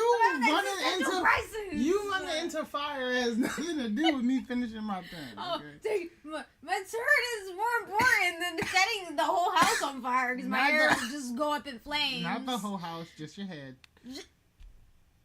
I'm stopping and dropping and rolling. Fuck you mean? Okay. Cerberus right there. He gonna stop on your One head. of us is somebody is gonna get fucked up, and it might be me, but also it might be the floor. I think I got a problem with the floor getting fucked up. Yeah, I would hope you would. It's carpet. I don't care about that. This is gonna be a big ass. You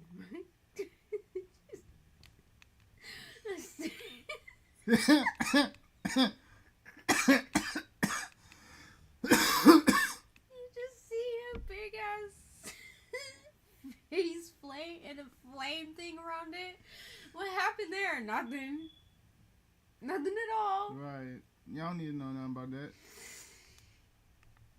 Nothing happened over here. Don't look. Don't look. Don't even investigate it. It looked like somebody died, I know. There ain't nothing to investigate. What you talking about? Altaria woke up? No! Oh. Not like you gonna do shit with you waking up, bitch. My defense is so high. My turn. Have you ever held a cigarette in your hand and played at the same time?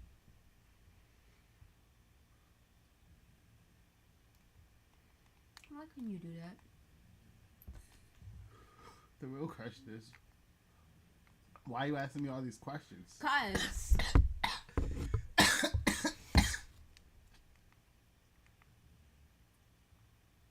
What's all these questions about? my feelings was hurt. You know what? I'm sorry about that.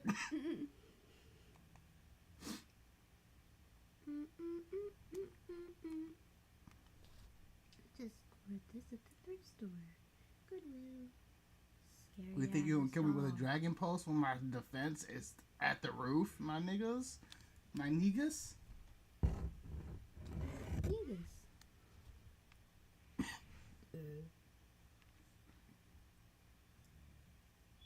This man did not see the setup coming. Hair cost, better wake up. Hair cost, wake up. Hair cost, wake your bitch ass up. Damn it.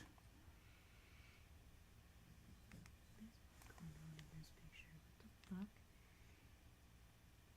SpongeBob is drinking it. Apparently alcohol. There's a baby with them, and then Tried to kill the Jolteon and failed. Goodbye. Oh, that's for mine. Now y'all about to feel the wrath of the double team.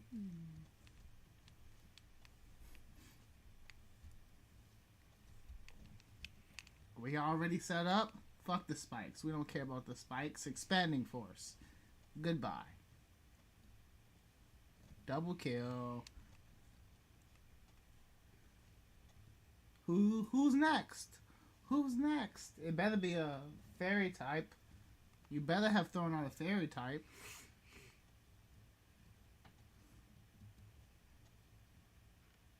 King Gambit? Ooh. And Howlucha. Ooh. They both of them can fucking Dynamax or whatever. But we just gonna Snarl and Expanding Force and call it a goddamn day. Y'all not faster than us. Oh, Howlucha used Taunt.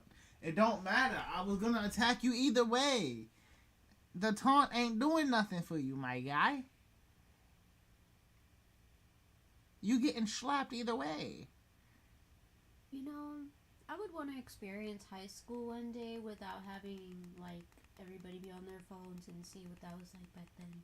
But then I'm like, I was a child around that time. Mm-hmm. What would it be like as an adult without always having being on our phones and shit? Like, having our phone be, like, the center of everything that we have now. What was that like for I people would- who were able to live it back then? I remember that. It wasn't fun. In high school? Not high school, but I remember growing up without a cell phone. We were children. And I said as adults. Mm.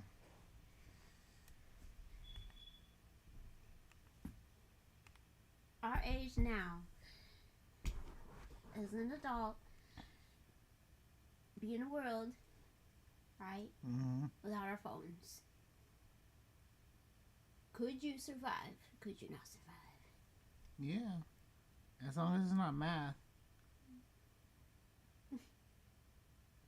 Well, then we had calculated this, so yeah, definitely. Give me a T84 and we good. Or was it T87? I think it might have been T87.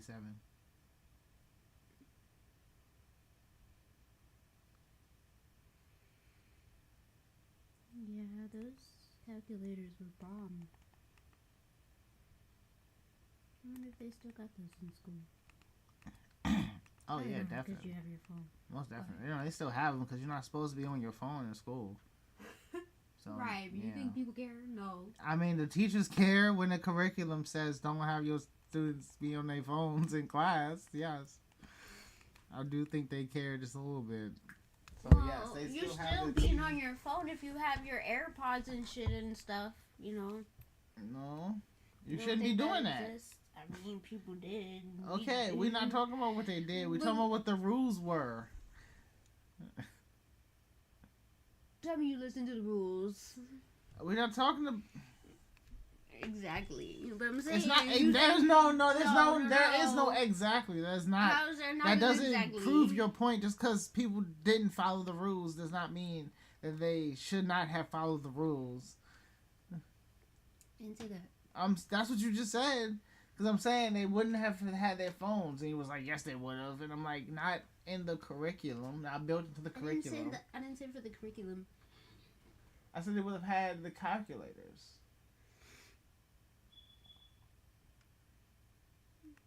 Well, you said teachers wouldn't care, but Yeah, teachers sometimes would care. Sometimes our teachers let us use our phones for certain things, even if it wasn't part of the curriculum. No, I mean, yes, I understand that, but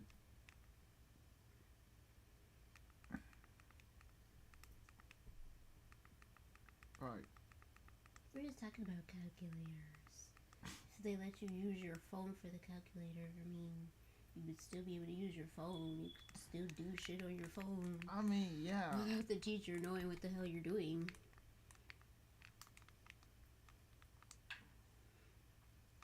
Why does it matter what the teacher knows? You should be doing your work. If you're talking about using your phone to do the work, yeah, you could. You could have teachers that would let you do that, but most teachers wouldn't. They would have calculators in math class for you to use a calculator instead of your phone. Even now, you would still have calculators. Mm-hmm. Well, you asked. I was answering your question. There is no need for you to answer my answer. You just like answering it because you like proving me wrong a lot of the time. I'm not trying to prove you wrong. What do you mean? You do though. I'm not. How am I proving you wrong? I'm just saying. You asked me a question. I answered the question, and then you said something that didn't necessarily pertain to the question, and I was like, "Well, that isn't. That's just off." I don't remember asking you a question, but yeah. You might not have asked the question. I didn't. That's I don't crazy remember though. how we started the conversation.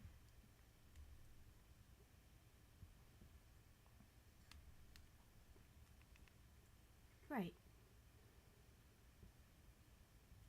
I'm waiting for another Pokemon progress thing. Let's see what Epstein doing now.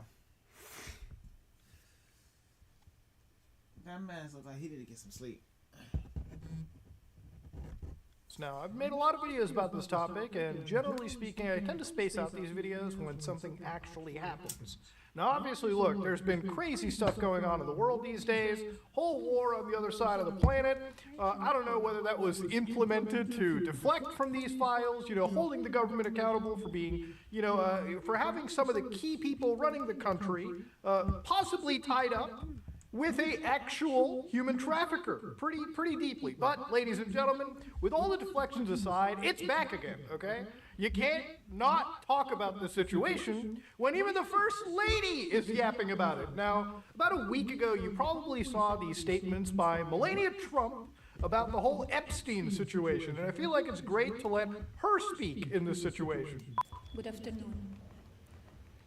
The lies linking me with the disgraceful Jeffrey Epstein need to end today. The individuals lying about me are devoid of ethical standards, humility, and respect. I do not object to their ignorance, but rather I reject their mean-spirited attempts to defame my reputation. I mean, what reputation though?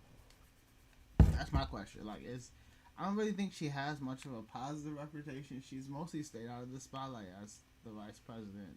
Oh, the president's wife, not vice president. My God, damn. That's the first lady, I mean.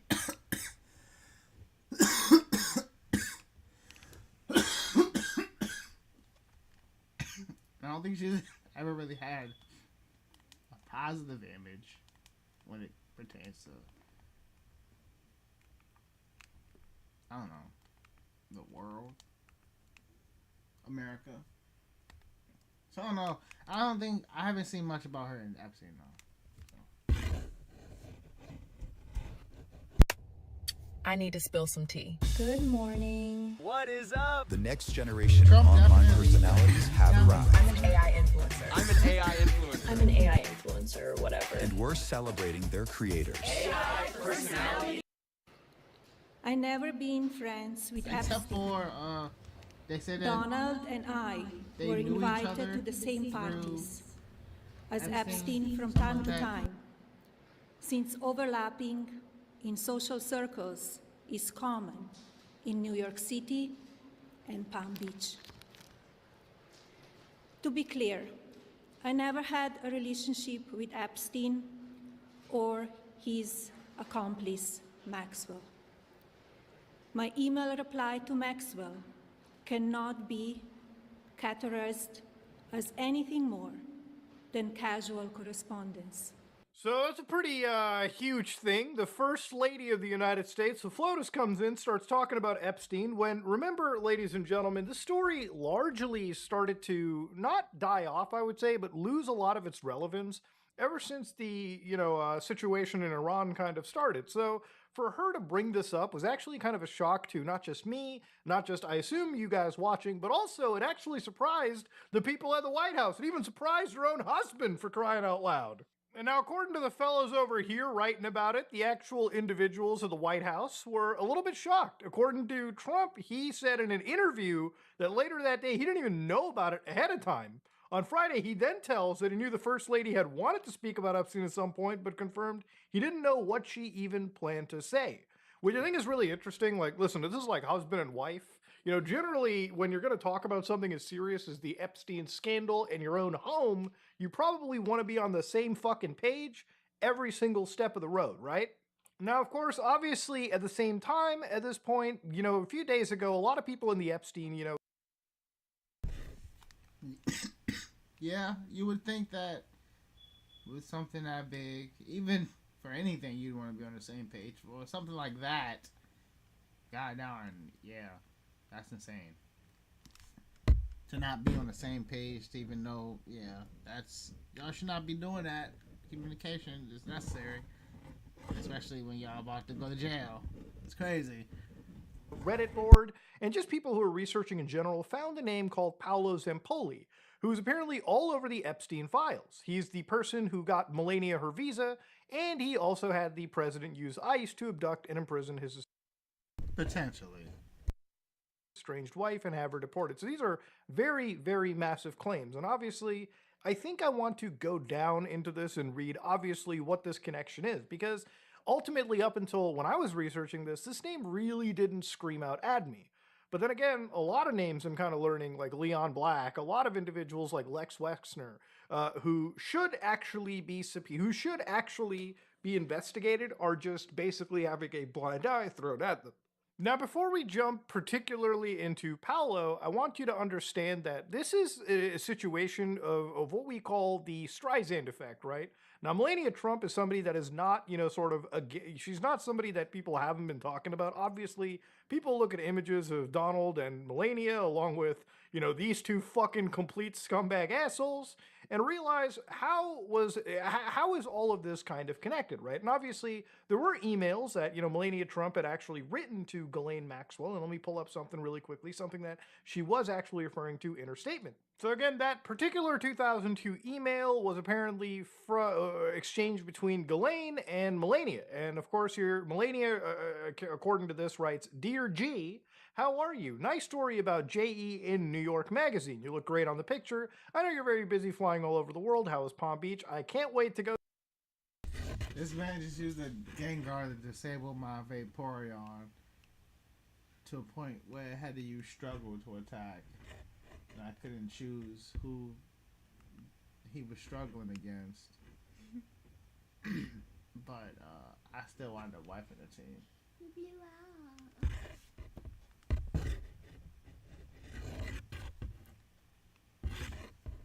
So, Vaporeon team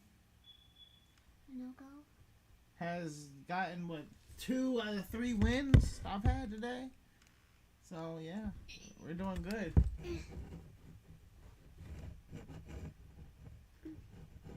We kicking ass right now. Go down there. Give me a call when you're back in New York. Now, of course, this is back in 2002, and this is before even the, obviously the Florida legal troubles that Epstein had. But you can see that obviously they're closer over here. They're more friendly and cordial. This is definitely more than just being a friend. Like, for instance, I'm friends with a lot of people on YouTube. Very few people on YouTube I've had this kind of correspondence with, other than like maybe on the top of my hand, like 5 or 6 individuals. So you have to kind of ask yourself how close these kind of people were in this situation. So, of course, ultimately, this kind of re-sparked the entire investigation into Epstein. And a lot of people started to look at what thread connected all these people together. And that's where we're going to get in talking about that Paolo individual.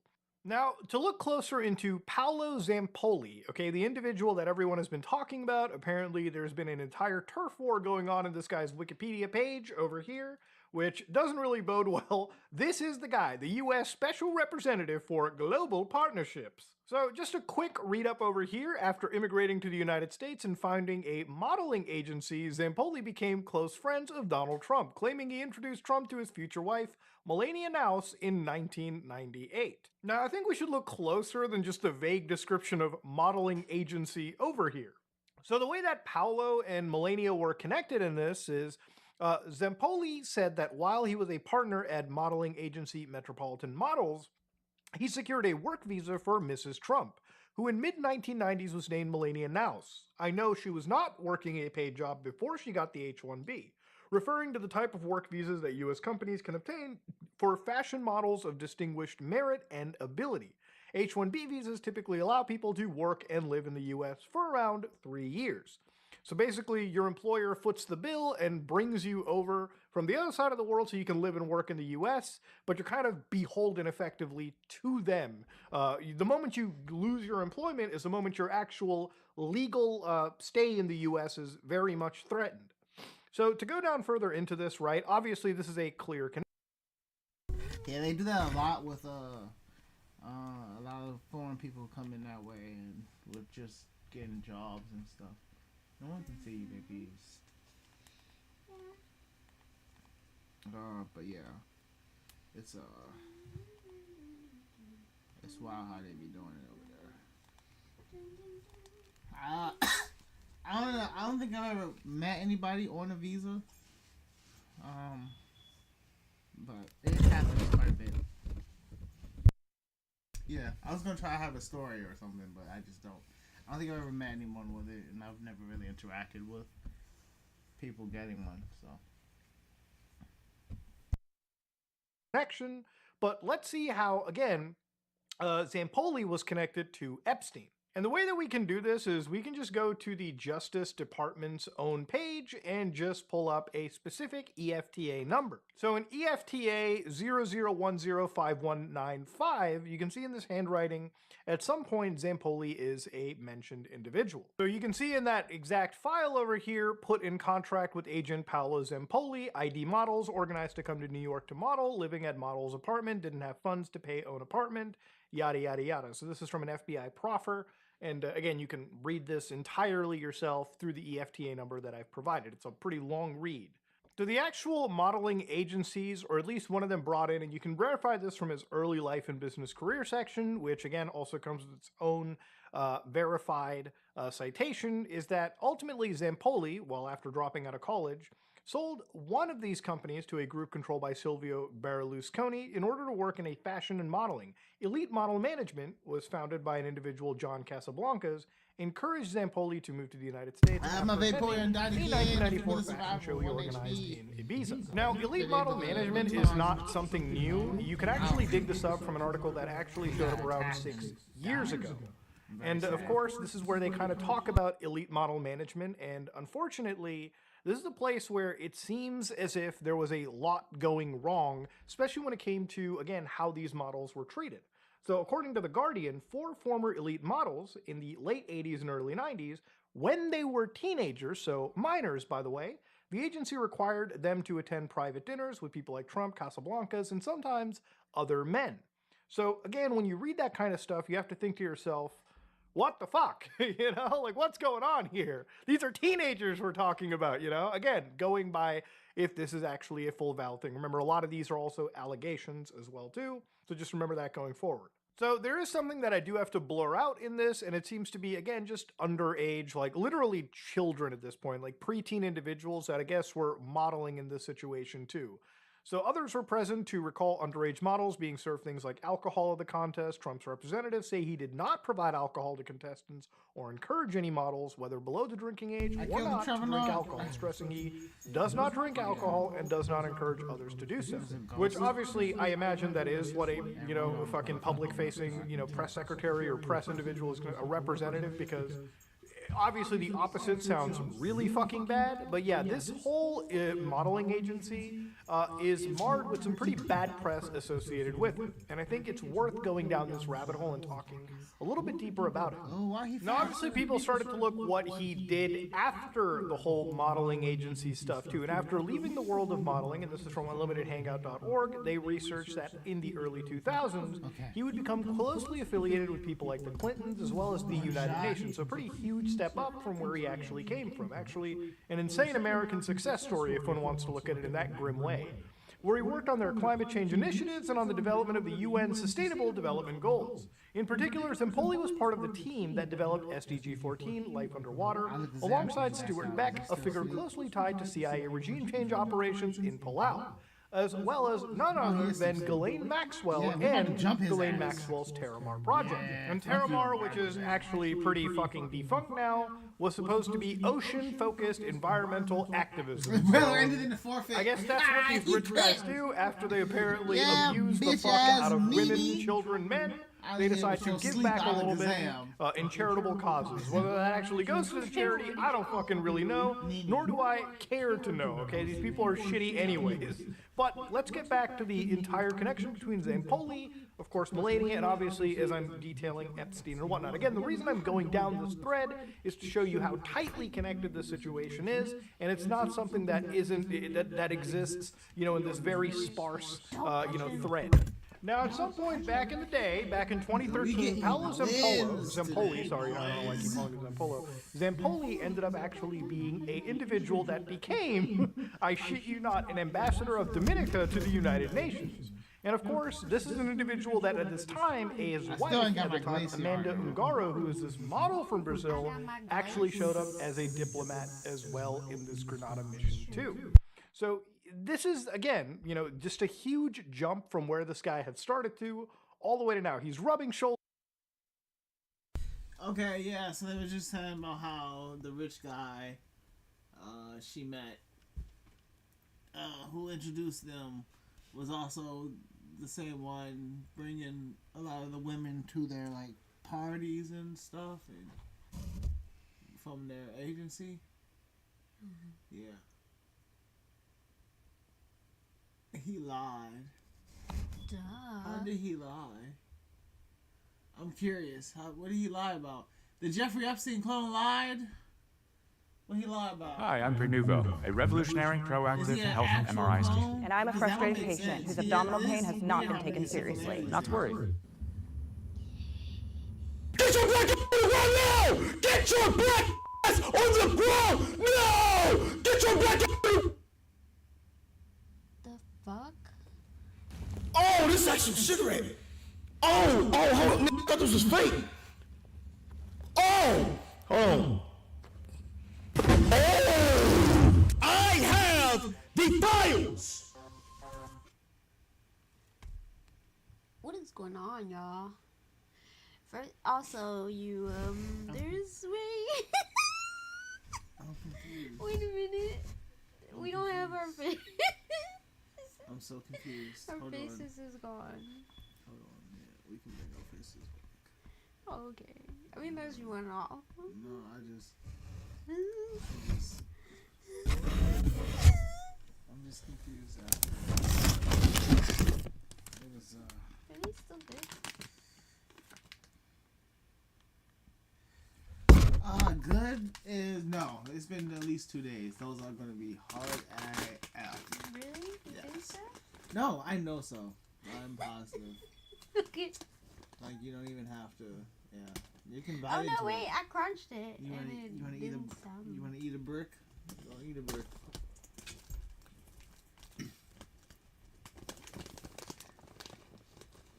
Don't look at me. You can't even eat this. This man, I wanted to watch this video, but this man started off yelling at me, and now I'm. You liked it. Of course, why would you not like it? It's also hot. It's still hot, even though it's Now he looking for more. Looking at your hand. That's spicy. Yeah, he choking a little bit.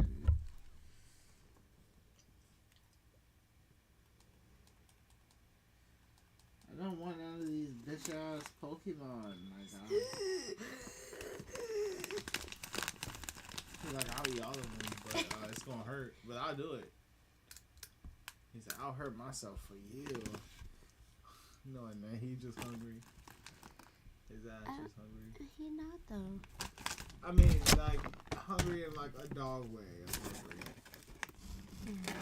Crunchyroll, playing Super. Have you seen Super? No, I've never seen Dragon Ball at all. Alright. We've explained this many times. I haven't watched any of the anime. Can we watch this without getting banned? Try for free? No. No. Okay. Probably not. It looks like we can. It's a bold move. Can we watch it without getting banned? Probably not.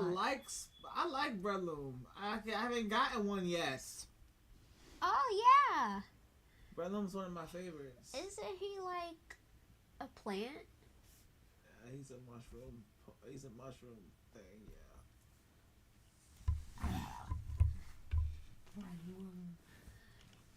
I still haven't made my favorites team yet. Join this channel. I don't want to join this channel. Team? No, it's not a bug team. It's just I think I like a lot of bug Pokemon, so a lot of bug Pokemon. A lot of like probably plants gonna be and bugs and buggish stuff. type of Pokemon. Bugs and plants. Yeah. You are so different. I love it. Thank you, babies. I love it all. Abba and Preach destroy Fashion Fit. I love when people talk shit about Abba and Preach. I'm not gonna lie to you. It's one of my favorite pastimes. These niggas get I run a podcast solo. No producer, no editor, no tech skills, just Riverside. I get high quality podcast recordings right from my room. And I'm not even using expensive equipment. Watch this. Riverside turns my recording into social clips automatically. It even creates thumbnails and writes the description, so I can post it fast without getting overwhelmed. If you want to start a podcast, this is the only tool you need. Try it for free today. My face. So, can I please ask a question? Do you want to receive beautiful crystals every month without breaking the bank? I know what you're thinking. It must be too good to be true. What's the catch? We just want your feedback on the crystals we send you. We want to know which crystals you feel the most connected to and which ones you like the most. That way, we can add the most high-quality crystals to our website that are loved and recommended by our VIP Crystal Club. All of the crystals are beautiful and all natural, and the packaging is gorgeous. They even include an insert card that tells you more about the crystals. And each one is blessed with a singing bowl before they're sent to you. Anyway, spots are filling up for the program really fast, and trust me, you don't want to miss your chance to be a VIP. You don't want to pass up the opportunity to have crystals sent to you every month for free. I'm obsessed with my Aura Bloom crystals. They add such elegance and beautiful vibes to my space. So click the link and answer a few questions to see if you qualify. If you're accepted, we welcome you as a VIP, and we hope you enjoy your monthly dose of self-love. Dirty ass air touching my napkin. I touch my beautiful ass nose. I don't want it. Stay away from my face. With over 1,400 videos uploaded to the platform and an accumulation of over 2 million subscribers, Abba and Preach have made a name for themselves by simply reacting to viral clips and controversial topics, whilst adding humor and giving fairly direct, opinionated takes. In the 14 years since they started their channel, they've taken shots at countless influencers and creators, ranging from red pill giants to cosplaying gangsters. You wanna watch my clips? Watch my clips. Watch my clips. You can't see. You want me to watch your clips? Watch my clips. These are the only clips I'm watching. You were? What is it with them and self-snitching? Yeah, I'm gonna come to your house and then wave a gun. We were just talking about that in the car. Then you're gonna blame the Matrix. That's what boggles the mind. Yo, the Matrix this, the Matrix that. You get the platform off the Matrix, and then you try to go back to the Matrix, and then you snitch on yourself, and then you're gonna blame the Matrix. God damn. The red pillars really be like the Matrix. To others who simply spewed the worst takes imaginable while in front of a camera. So do you agree with that premise that slavery was embellished? Or no? I think that there are parts that are under-embellished and there are parts that are over-embellished. I think it just depends what we're talking about. So interesting. I've got to know what was over-embellished about slavery. Right. Why? No! Oh, that's a trap. Just because the story that he told himself with the movie of Roots isn't real does not mean the things depicted in there didn't happen. That doesn't mean that that was embellished. The reality of slavery was far darker than the Roots movie could have ever shown. That's just a fact. And 9 times out of 10, all they gotta do is laugh hysterically to get their point across. To wrap that up, or you're saying to me that you're trying to have your cake and eat it too, which is a bad analogy because if it's my cake, I can eat it, right? All of it. I think you misunderstood the analogy. Having my cake, eat it too. It's not about you can eat your cake. Everyone can eat their fucking cake and potato. The whole point is like cake is a... No, that's so stupid. However, anyone who watches their channel religiously knows that no one has really received the brunt of their comedic rants worse than Fresh and Fit. You made 30 plus videos talking. Actually, it's 44 video. Actually, it's now up to 72. Yeah, and we're gonna keep going. Number 73 right here. It seems like every other week, the duo has been relentlessly roasting them. Made up of red pill figures Walter Weeks and Myron Gaines, they went from strength to strength, trying to one-up their opponents at every opportunity. But with their YouTube channel demonetized due to their controversial takes and racist rhetoric, they've been handicapped against Abba and Preach, whose massive channel continues to benefit from an algorithm that favors the content that they create. But how did we get here? And is there any way for an attempt at a comeback for Fresh and Fit after this humiliation that they endured? It's your boy Luesta, live from Lu Extras, and this is how Abba and Preach destroyed Fresh and Fit once and for all. First, a little background on how Fresh and Fit became the center of their crosshairs in the first place. To understand how Fresh and Fit rose to prominence, it's important to recognize that their success was built by appealing to what's commonly known as the red pill audience. At its core, this space is made up of men, or alpha males as they like to call it, who believe that they're standing up for male issues and giving young men a voice that they feel has been ignored by mainstream in favor of modern feminist narratives. And like any movement, it includes a wide range of people, including those who take things too far. The phrase red... It's crazy because, like, whenever you first start hearing about it, it makes a little sense and you understand it. And then you start watching people engage in it, and it's like, oh wait, these people are crazy. Yeah, that's the same. Yeah, these people are way too extreme. Pill itself originates from a 1999 film called The Matrix. In the movie, the choice represents a fork in the road, which is one option meaning that they stay comfortable inside the system as it is, while the other represents waking up to the uncomfortable truths and stepping outside of that illusion.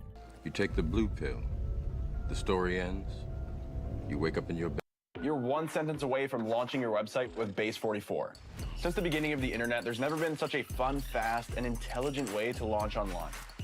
Landing pages, content hubs, e-commerce sites, you describe it and it's built in minutes. It's kind of wild how far a short prompt can get you. Right away, it generates a full site. Pages, structure, layout, design, it's all there. Next, styling. I shape it around my taste and ask for what I like. Darker palette, different font, this is the vibe. Now let's talk functionality. I want to capture emails, done. I need payments, easy. Anything else I need, I just keep going. From a few lines of text to a live website I can start sharing. No long setup, no back and forth, no waiting for anybody else. That's Base 44.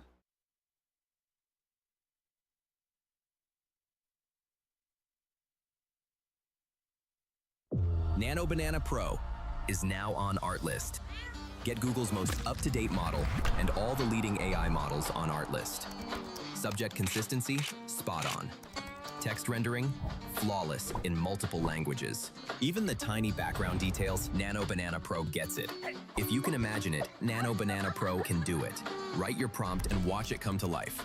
Check out Nano Banana Pro on Artlist and start creating now without I gotta limits. tell my confession. You want me to tell my confession? No, I don't want to tell it. You can always watch it. So you know how he talked about the Matrix? I ain't never seen Bed the and Matrix. believe whatever you want to believe. You take the red pill, you stay in Wonderland, So a lot of people haven't seen it. and I show you how deep the rabbit hole goes.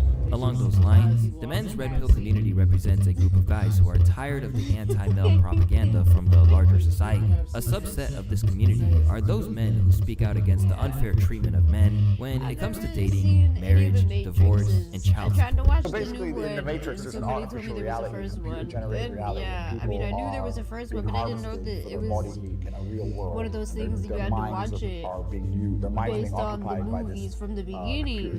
That's why I was like, premise of the show is that yeah, because I thought like it was like one of those things where they just distract their like minds, was their body coming will out stay with alive long enough to movies. give the machines what they want. Now, to be clear, ABBA and Peach were not the only ones with a problem with what That Fresh makes and Fit sense, were 'cause sometimes selling, they do because the that. further that the duo drifted from the practical But everybody self-improvement was like, I content think you into should watch it full-blown from red the pill first one to extremism, understand the louder the the premise noise of it. against them got, and it was coming from everywhere all at once. You heard my L's, marrying a single mom, getting left out in the cold, basically in the car, never came downstairs.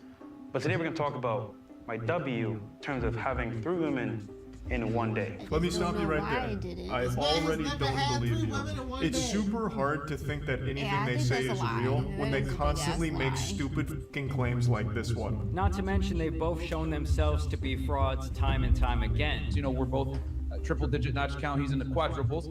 There is no reality in the entirety of the fucking multiverse where this man has slept with one woman, let alone over 1,000 of them.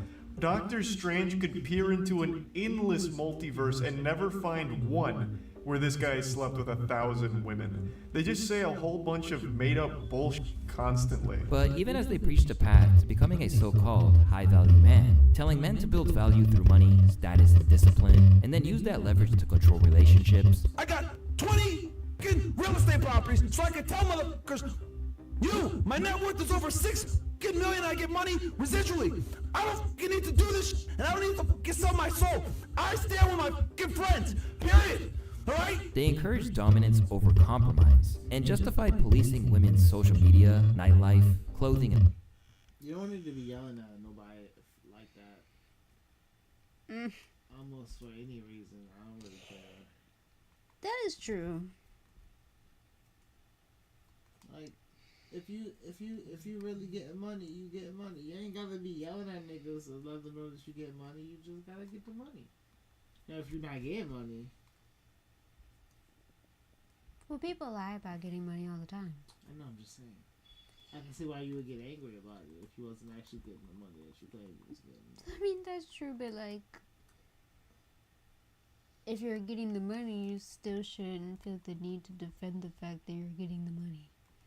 If you're getting the money, only you know you're getting the money, and a lot of people, I don't feel, would get too defensive about it, but not like that. That's crazy. Not yelling at the top of your, to where your fucking neck veins are coming out. It ain't that deep. Right, it's never that deep. It really ain't. His veins is deeper than what it is. Deep thrombosis.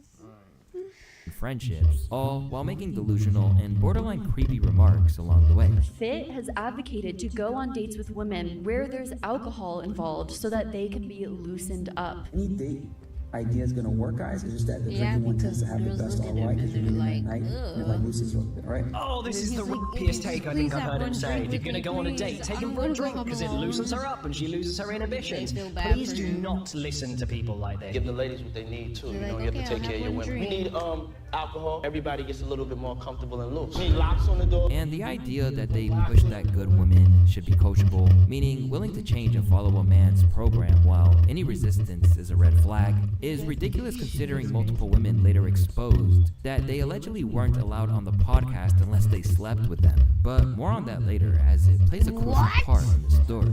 On top of that, they claim that modern women want traditional men without being traditional themselves, as well as warning men away from long-term relationships and pushing self-improvement as leverage. Not only I did not know that. Was it real, he got called out by a woman who I think he actually, I think he either slept with her or he tried to sleep with her and brought her on, and then she exposed him, and he was like, I mean, yeah, but you had to sleep with us to come on the show, so you had to use your body to get on the show. And she's like, but the only reason why I would have slept with you was because that was the opportunity was given me. If it wasn't for that, you would have never got no pussy. And there's that. And he tried to get all quiet and shit, because he was like, yeah, because niggas like you gotta use your power. And gotta use shit like that to get women because you know you ain't got no actual game. And right. He was mad, but it's like, bruh, you can't be mad. You can't, because you're doing that. Yeah, because you're trying to use your ability to have all these. You're using your fame to get women, not the fact that you're a good. Good person or whatever that a woman would actually your like. personality attracts them, right? Yeah, and I'm like, bro, then you gonna go on podcast every fucking week talking about something. I get money, get cars, do this, do that. And like, nigga, you doing all that, but really all you got is clout and money, and that's all you really need. But you telling everybody to get all this other shit. And like, nigga, if you didn't have clout and money, all that other shit wouldn't help you. Don't no bitch want you. They want what you got, not who you are. Mm-hmm. And that's just it. Dude, Piss me off, I did not really know that. That's mind blowing to me, actually. Yeah, hopefully he says it, cause like I might have gotten some of the details wrong, but like, yeah, that was the gist of it. What? Yeah, I thought that shit was wild too, cause I was like, you can't get exposed by the thoughts. Like, that's crazy. To spin it. Like, yeah, you gonna. Well, there be mad bitches on there, so I'm just like. That's what I'm saying. But like, he gonna call them thoughts, and then you gonna call them thoughts after propositioning them for sex, because it's like, bruh. That's even crazier. Yeah. It just means that like, how many women did you actually get to agree to that shit, and then once they come out, you're done, because you're done, right? And he tried to play it off for like, no, nigga, you lame. I'm surprised they haven't even gotten exposed like I that. mean, because like you would assume, because the reason why a lot of people didn't really care when it came out was because a lot of those women were like OnlyFans models. So he was like getting women who were already selling themselves. Okay. And instead of buying, he was like, well, just do it for clout. You know, so he was pretty much buying women, but he was buying them in a different way. Yeah. That was what it was. It's that's why it was not like, right. Yeah, I'm like, it doesn't matter what the profession is. You shouldn't be doing that. But like, right? Yeah, oh my god, that's horrible. Hopefully he covers it. But yeah, it was wild. Dude, I did not know that about them. Yeah. Plays or pursue younger, more submissive women, thus creating their own ideology of female nature and feminism as a whole. Define feminism real quick so we know that we have the same, because I don't think you have it. I particularly cannot define that to you. The dictionary word, I can't. Stupid. Okay, call me that. I don't give a fuck about none of that. But I'm saying only women get the privilege of being stupid. Men can't. Stupid. Like, if a guy is stupid, he starves. He doesn't make it in life. If a woman is stupid, she could find a millionaire to take care of her if she's hot enough. Although there was tons of backlash, their content was undeniably a main fixture of many people's daily content consumption. Despite eventually being demonetized on YouTube and banned on Twitch, they still amassed millions of followers and over 200 million views on YouTube alone. But it seems that the backlash overhauled any of the positive feedback that they received. Because over time, the scrutiny that they received having this kind of mindset led to repeated crash outs, most of which were driven by Myron Gaines, who prides himself on having no filter, despite many seeing his takes as wildly off base, with one of the clearest examples being how they regularly kick women off the podcast the moment that they push back. in this show if I'm not allowed to talk. Get the fuck out. Goodbye. You and your show, Okay, my get nigga. the fuck out of here. I will get the fuck out of here, nigga. It's given you ain't get until you was 20-something years old. Fantastic. Fantastic. It was actually 18. All right, you gotta go, man. You gotta go. You gotta go. You're wild. Given how painfully well content. You're right, because of the topics he also talks about just makes... he's just dislikable all around. Yeah, very much. And then he gonna get mad at the fact that people are getting mad because he's a shitty person and people call him out on it. Looking with yourself, my guy. If it's not everybody around you, it's you. You can't see that. Don't tell him what he don't already know. He ain't gonna learn nothing. Like this racks up views and viral moments. It was only a matter of time before Abba and Preach, a duo known for tearing apart the worst takes on the internet, entered the picture. And in contrast, Abba and Preach built their platform doing the exact opposite. No shouting, no shock value, and no manufactured outrage. Instead, they reacted calmly. I'm her mom. So, and how come you're here? You gave her a ride? Yes, I gave her a ride here today. I truly believe that if she chooses to try something new and I'm not, aware of the company or the people that she's going to, I just want to make sure that she's safe. And that's why I brought her today, to kind of check things out for myself. Yeah, for yourself. Hang out for yourself, because you wanted some of that thing, and you know. They analyzed public events, explained the logic, and broke down arguments piece by piece so that their message could be passed. Also, they watched full clips. Today's topic, yes, this is another YouTuber named Kai Cenat. There's a video in particular that someone sent me. They said, yo, you should check this out. So we are going to take a look today. Reacting to videos they didn't quite agree with, pointing out the errors in their logic, and often using creators' own words against them. Ideally, my husband needs to be making like. Okay. My suspicion, she's gonna say 175. 250. 250? Like 650,000.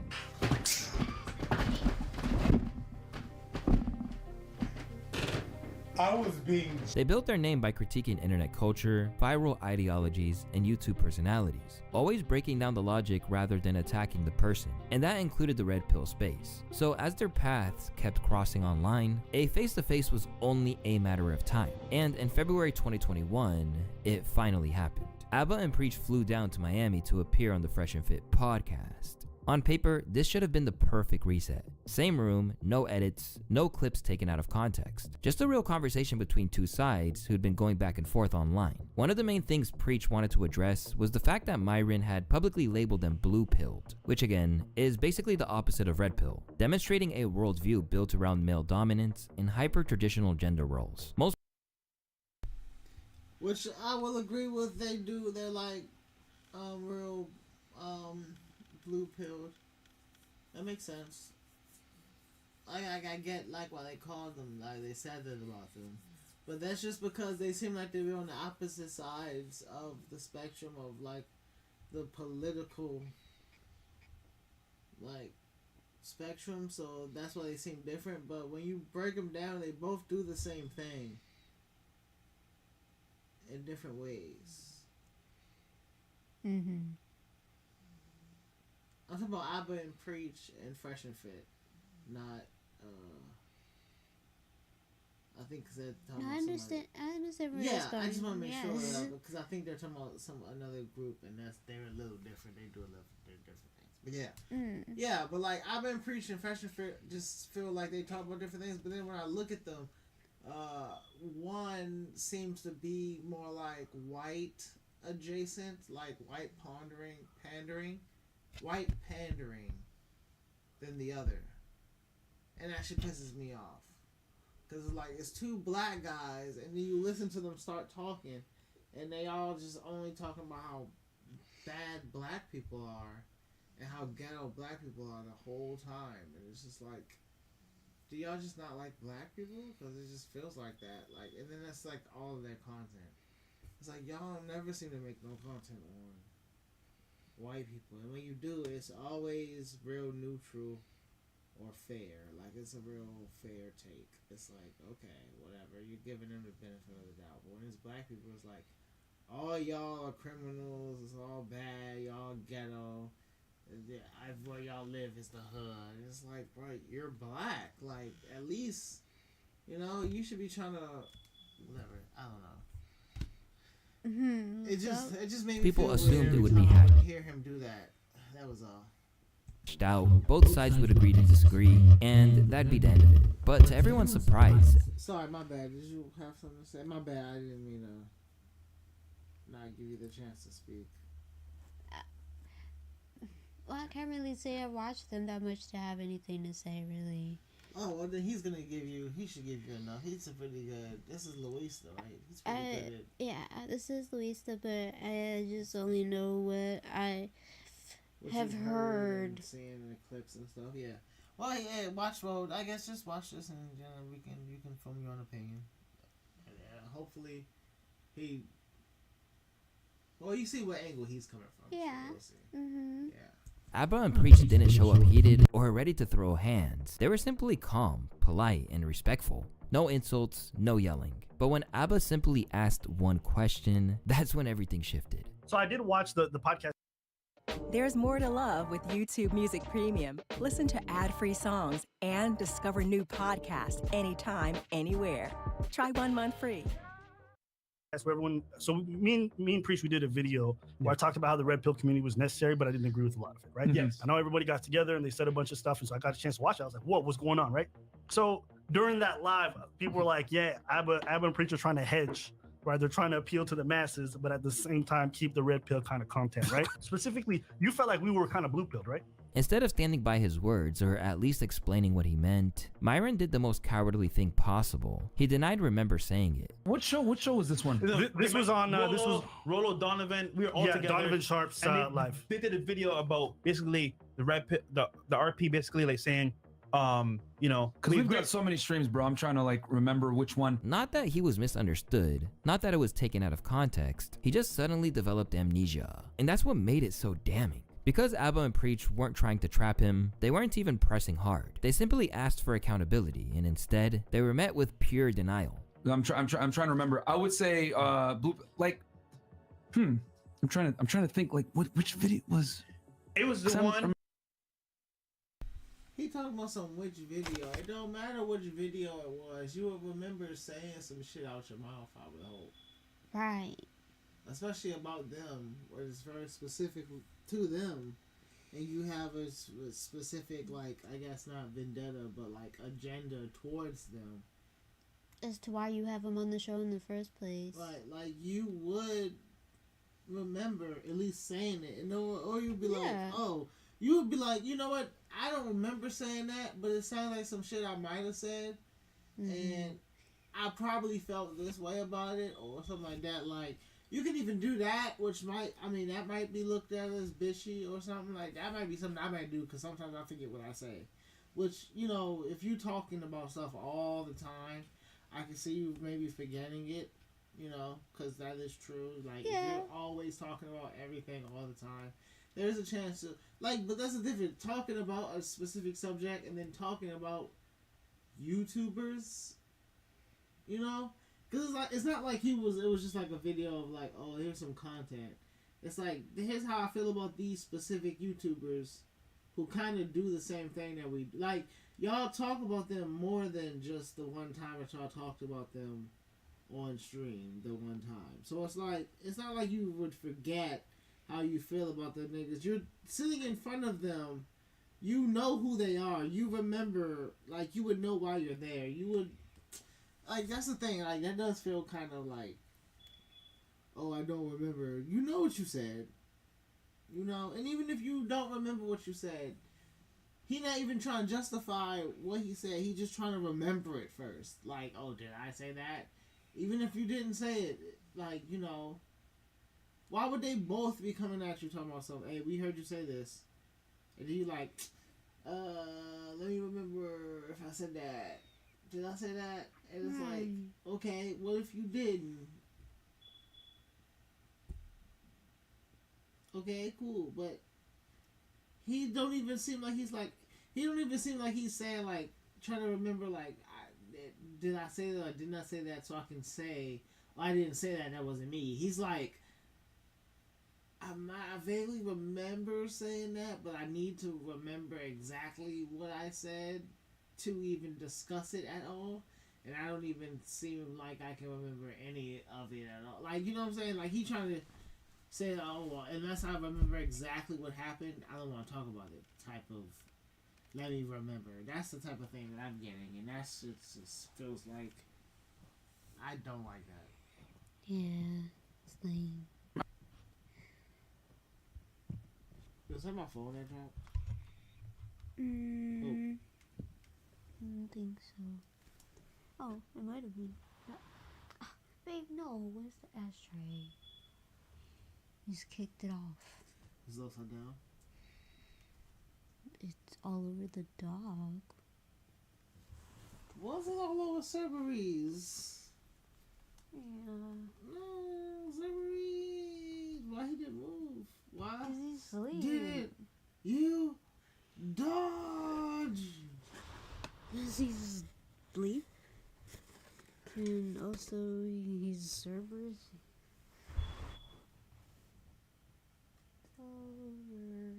Shirt. Uh-oh. Spaghetti. But Trailblaze is a physical attack? Isn't it? It is. So, I can use Leech Seed to up my special attack and special defense. Ooh. But that won't up my Trailblaze attack.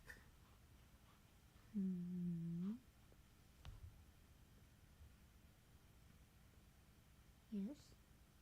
But Trailblaze ups my speed. The Calm Mind don't do nothing.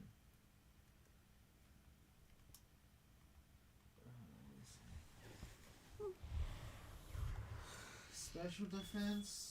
We can use Shadow Ball to lower the special defense. Well, the Leafy on it feels kind of unnecessary. Is there a green one? Energy Ball lowers the special defense too.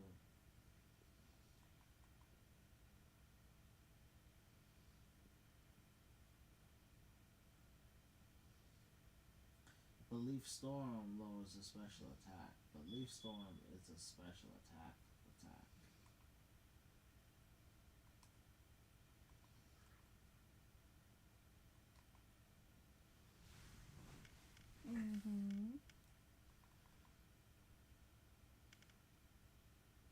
just trying to decide on like what are you about to play the PS5?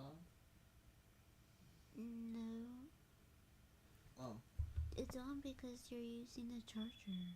I know, but I just saw the TV flash. I thought that was you. I'm trying to remember, cause yo, legit, we've done so many live streams. I'm trying to remember which one this was and what I said exactly. And that's quite hypocritical for someone who always screams at the other gender for never taking accountability. Guys don't like it when girls say signs and crystals and all other shit. Is basically what she does is she takes accountability away from herself and she puts it on the stars and the moon. It's always, he's gonna find me. If it happens, it happens. If he breaks up with me, he wasn't the one. And it's like, it's always like this practice of deflection and not taking accountability to actually like do things. Like there's not a concentrated effort to actually achieve the goal. Versus like, if I took that mindset and I said, oh, if I become a millionaire, you know, if it happens, it happens. At the moment, something became clear to the audience. Fresh and Fit weren't dealing with critics. They were dealing with living receipts. And Abba and Preach had already done their homework. They didn't argue, they didn't escalate, they just let the silence do the work. Because this wasn't just a debate loss for Myron, it was a full-blown credibility problem. And when you spend years confidently preaching to your audience, then suddenly can't remember a single word of it in the moment someone puts you on the spot face to face, people start asking very uncomfortable questions about everything else you've ever said. And from that point on, every response from Fresh and Fit was being watched differently. However, that didn't exactly affect how the episode played out, as the conversation actually settled in.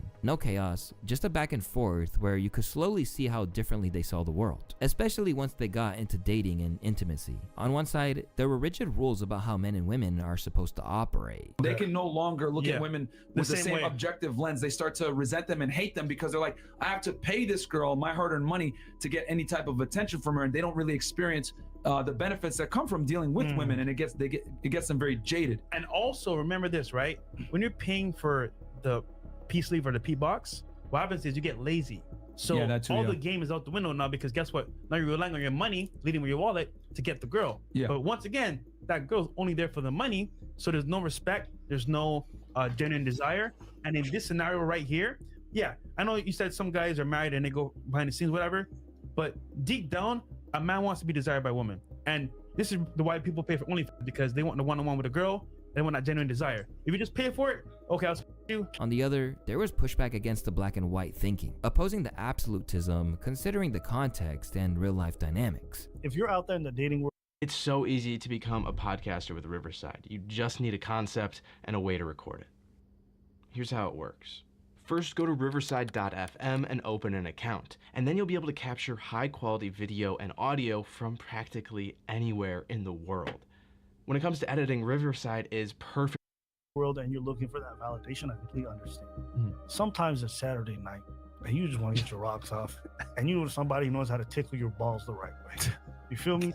So you hit up, right? Like whether it's a booty call or whether it's something you paid for, like if you got the disposable funds for it, it's really not a thing. And I say this because I know some girls who work in escorting, and they tell me like they got regular dudes, very respectful, they follow the same protocol, and for them it's just a good way to get their rocks off, because they're into weird stuff, or maybe they're just like, man, I ain't got time, I work too much, I'm in town for a weekend, you ready? Cool, let's go, let's do this. And it's simple. So there's a market for it. I would agree that if guys are lonely, or if they want that validation, that's not the way to go. And the longer that they talked, the clearer the gap became. But the real problem wasn't the difference in opinions. It was that one side wasn't being honest about their own behavior. Because once the truth about Fresh and Fit's private dealings with women surfaced, the hypocrisy was impossible to ignore. And exactly, that's what I'm saying. Like, they kept saying, oh, you need to act like this with women, you need to act like that with women, you need to do this with women, you need to do that with women, you need to be this type of person, you need to be that type of person. And then come to find out, these niggas just lame niggas paying for pussy. And it's like, nigga, you not even what you trying to tell other people to be. Talking about this nigga crying on stream and he a bitch. Like, you doing all that crying on stream and you not even standing on nothing. Right.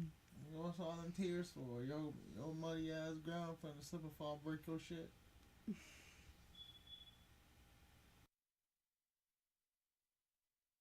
For a brand built entirely around the alpha male image and positioning themselves as authorities over women, that contradiction hit their credibility like a wrecking ball, triggering a chain reaction of controversy, backlash, and consequences that would spiral into one of the most humiliating public destructions in YouTube history. A real-life case study on how ego, hypocrisy, and bad decisions can bring an empire crashing down, engineered by two comedians from Montreal who simply refused to let the lies go unchallenged. So you'd think that after that podcast appearance, where Myron dodged accountability and the philosophical differences were laid bare, things would cool down. Maybe both sides would agree to disagree and move on. But this was just the beginning for Abba and Preach's focus on Fresh and Fit, because a few months later, they returned to that video to carefully analyze, break it down, and reaffirm their positions on the opinions they had expressed earlier. Today's topic, me and Preach were both on this. So there's a discussion surrounding working women, girls who work in the bedroom professionally. And they were saying why they didn't want it to be legalized. And so they asked me and Preach's thoughts. And this is what happened. How you gonna sit there and talk about you don't want it to be legal and you the main one, you the main user of the service? Crazy how it works. We're dealing with these girls behind the scenes in person, right?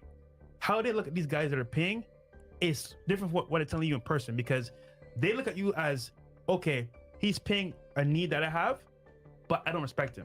And for me, I don't want a bitch's pussy. I want her soul.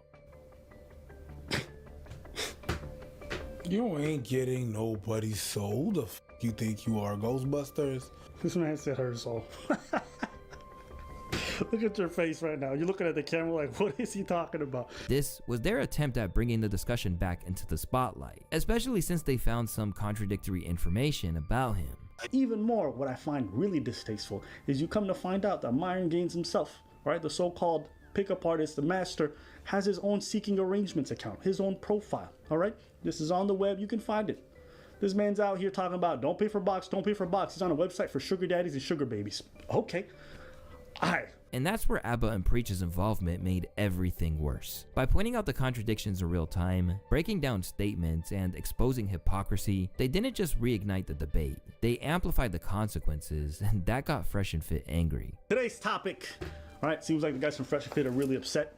We are better than you, period. But this wasn't even the most troubling part about his interactions with women. At least in the case of the luxury dating site, the situation appeared more cordial and based on mutual consent. However, that was far from the case with the Anna Quinn situation, where she came forward online claiming that Myron tried to pressure her into sleeping with him for exchange for appearing on the show. It was a distasteful situation to many observers. This was the joint I was telling you about. This one right here. Oh, okay. Yeah, it's a story. I don't really remember who that lady is, but they just said it. But yeah, watch this part. Though Fresh and Fit didn't seem to view it as that way, as they appeared to justify their approach rather than acknowledge any wrongdoing. He said, no problem, I collab directly with girls I date, no pressure though. And I was like, so if we aren't dating, you don't want to collab? So dating is much different than me or else you come on the show. You know what I'm saying? Which is what she was trying to insinuate, because in her video, she says, oh, Myron bribes girls to get on the show to have, she goes, bribing women with collaboration for sex is what she's saying. So I basically tell her, hey, just so you know, we're going to work together, but I'm not trying to make this platonic at all. I'm being upfront and direct with her. Guys, on the show, what do we say all the time? If you're going to a girl, let her know the exact intention. Upfront. Don't waste time. This woman is in California, guys. Yep. Okay? For Abba and Preach, they weren't done asking questions and putting Fresh and Fit on the spot. Then you come to find out this man's talking about, listen, if you we want burning desire from ladies. Ain't that what they say? Right? You want to get their best, so you got to earn it. Come to find out, this man's telling girls in the DMs that if they want to come on the platform, they have to f***, and if they don't, he gets upset about it and he gets all pissy. Oh, you f***ed all my other boys. You won't f*** me, then you can't get on the platform. So wait, you want a girl who just wants to come on the platform for clout? And you think that's burning desire? Their follow-ups felt more like documentation than a reaction video. Abba and Preach were cataloging behavior. Clips were replayed, statements were compared, and contradictions were highlighted. And again, guys, I don't even care that he goes about that way to girls. Do whatever you want. You earned your platform. Go ahead. Meets the hypocrisy of these ideas. You preach to these men that they have to always seek this thing, that this is the way to live, that this is the best way, but you don't even walk the talk. That's what I find distasteful. Exactly. I agree. You can't just be trying to give people advice and you don't ever take your own advice. That's not fair to nobody. Especially not the people who's asking you for advice, because like, even if it's good advice, like if you're not taking it, you don't know the effort it takes to get that done, and you don't know if someone can achieve that goal if you don't know how much effort it takes yourself.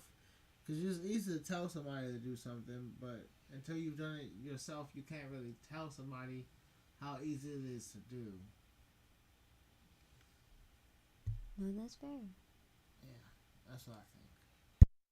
As a result of all of these exposés, the conflict stopped looking like YouTube drama and started looking like a credibility investigation. Because this time, the tone had changed. They weren't just disagreeing with Fresh and Fit's ideas. They were questioning whether the people giving the advice actually lived by it. And that's a far more dangerous accusation. From there, every response from Fresh and Fit made things worse. Instead of slowing down, they doubled down. And that played right into Abba and Preach's style. Because emotional reactions create more clips. More clips create more analysis. And more analysis creates more doubt on everything Myron and Walter stood for. So the cycle fed itself. Fresh and Fit would speak. Y'all dumbass, the same tire background, same fucking million plaque. We got $200,000 plaques now, and we're gonna get a million plaque, and we're gonna get the other channel another million as well, and Fresh's channel gonna hit 100,000. We are better than you. Period. Get out of here, man. Abba and Preach would then react to it. You know what it's like? I love it that these guys call themselves alpha and all this other stuff. It makes me laugh. Because they got such energy, it's crazy. Yeah. It's like when you're talking to a girl about a topic. You guys seen this before. You're talking to your girl about a topic and you guys having a discussion and she's losing the argument. All of a sudden she starts bringing up, your dick is small. What does that have to do with economics? It's like, they do the same thing. Then the audience would compare, and each round chipped away at authority. Myron basically did the tell me you have a fragile ego without telling me you have a fragile ego challenge. A wise man once said, the loudest man in the room. YouTube Premium is ad-free YouTube and the YouTube Music app all together. One subscription, 2 apps. Try 1 month free.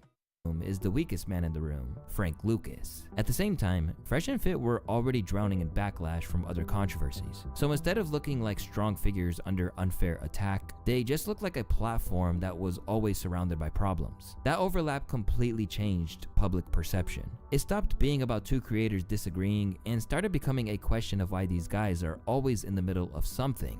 Because Fresh and Fit were trying to win arguments, but Abba and Preach were shaping the narrative and building a long-term case. And on the internet, the long game always wins. The question was never whether Abba and Preach would respond again. It was what Fresh and Fit would say next and how fast it would be turned into another exhibit. Because at this point, it evolved way beyond a clash of opinions and more into a slow, public dissection. Fresh and Fit had a choice: slow down, address the criticism calmly, and regain control of the narrative, or escalate and make everything worse. You can probably guess which path they chose. Instantly, they went into defense mode. Our channel's better than yours. Facts. We get more views than you. We've been on less than you. We work harder than y'all.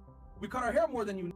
Like, yo, if y'all want to we get more girls than y'all niggas. Free. In defense mode for a platform built on dominance didn't look like strength. Instead of addressing the breakdowns point by point, the tone shifted to frustration. Critics became haters, questions became attacks, and accountability turned into ego battles. And this is when things subtly changed in the audience's mind. Before, Fresh and Fit were seen as these confident leaders, while Abba and Preach were just two commentators. However, now it looks like Fresh and Fit were just overcompensating. Viewers started noticing the pattern, which they started pointing out in comments like, any man that says he's better than another man is simply showing his insecurity. This man said his haircut is better, but he's balding. For a man who accuses women of being emotional every time they have a point.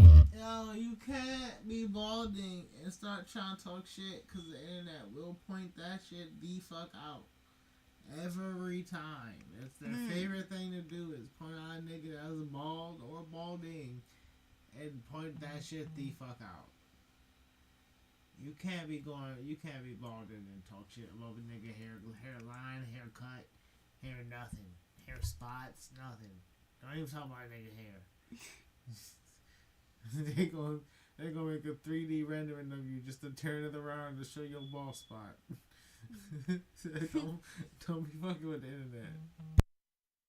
He is very emotional himself. The calmer ABBA and Preach stayed, the louder Fresh and Fit became. Fresh and Fit would even try to frame ABBA and Preach's continued responses as betrayal. The reason why we had that reaction was because we felt betrayed when they made that video that made us look kind of stupid. I'm not gonna lie, when it comes to integrity, if I make a video about somebody, I made it in a bad light, I'm gonna say, yo, bro, I'm doing this video.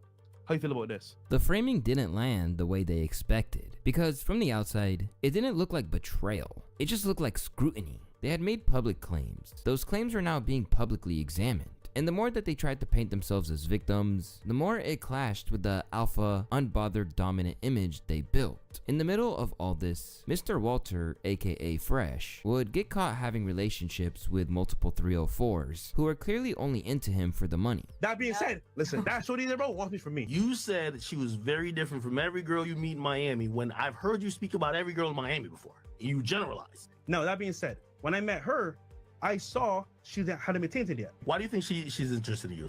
I feel like the first day that I met you, having that genuine conversation on the boat. Like, was it 60 foot long? Was it 85 foot? Dude, she doesn't want clout, bro. Honestly, she didn't want to do this live stream. She's doing this for me, so I appreciate her for that. Do I know you? And to make matters even worse, he would end up dating one that he eventually got knocked up and tried to abandon. These were the alpha males who preached against simping and falling for honey traps. The contradiction was louder than any insult. While Fresh and Fit focused on defending their pride, ABBA and Preach focused on documenting patterns, and patterns are what shape reputations. But when a reputation starts forming in a direction you can't control, the response isn't always consistency in your actions. Sometimes it's a change in tactics. And that's exactly what happened with Fresh and Fit. Soon, their focus slowly moved away from ideas and towards individuals. Disagreements turned into mockery. We need to change the title to ABBA and Preach Roast with credit cards. Yeah, you know, because unlike those guys, we provide y'all value, give you guys entertainment, roasting those two losers. Yep. Give you guys a bunch of credit information as far as like, you know, oh, this is not financial advice, by the way. Yes, what credit cards you guys can get. And yeah, we're not going to make stupid faces on you.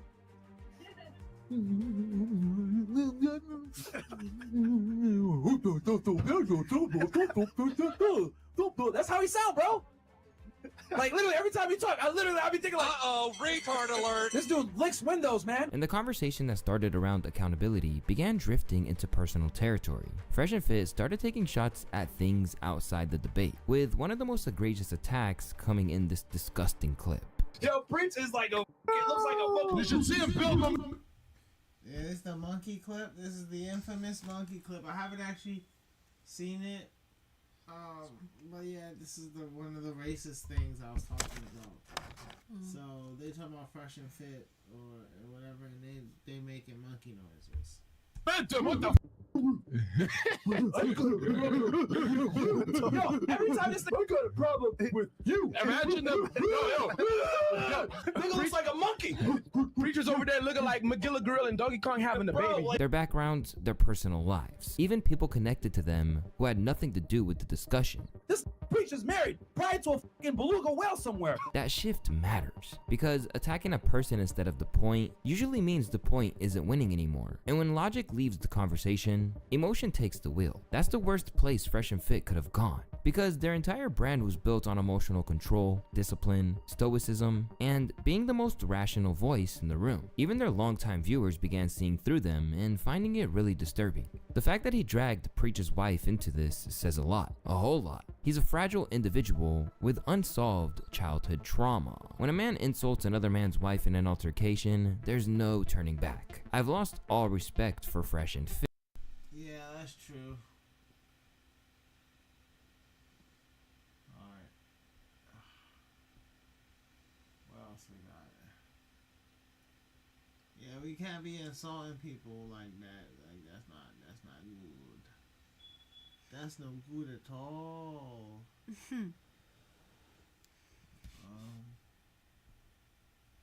Yeah. How long we been streaming for? 2 hours. Oh God, it's almost 3 hours of streaming in 2 minutes.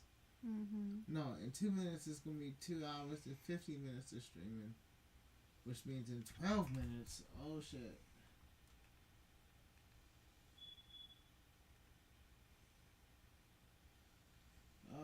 I almost missed the be able to attack. In 12 minutes is going to be 3 hours of streaming.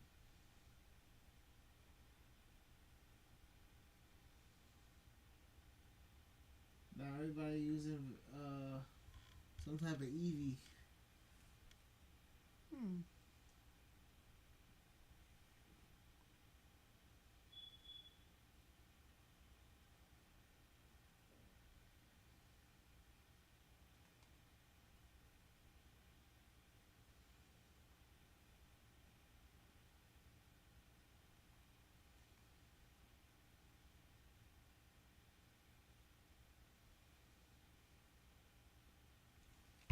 There's 2 yawns.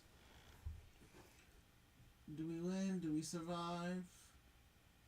Oh, we survived that fire blast. And we survived that Giga Drain. So that means we gotta survive another grass attack. Well, we put the acid armor up. And then he's going to take our HP.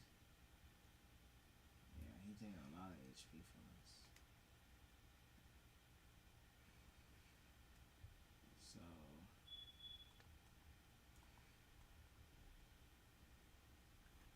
we're gonna baton pass with the Jolteon. And then we're gonna baton pass with the Vaporeon.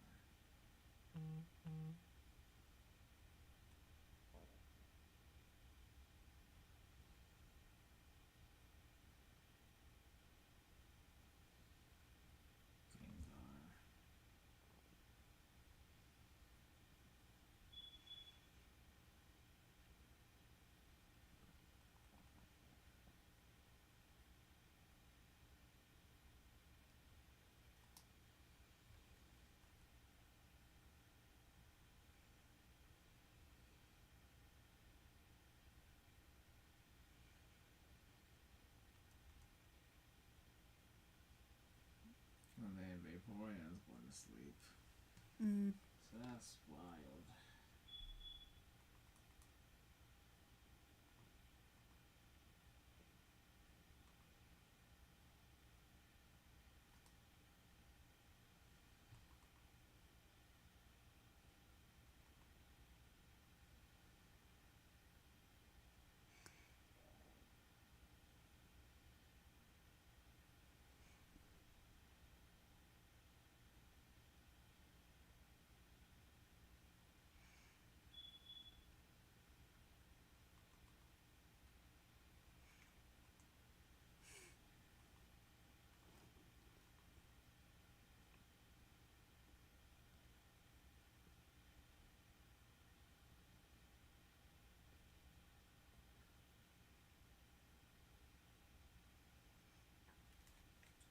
What are you gonna do, good sir?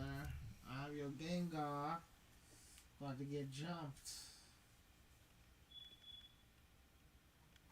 Oh, he actually transferred. Yeah, he actually might kill us with this. Ooh.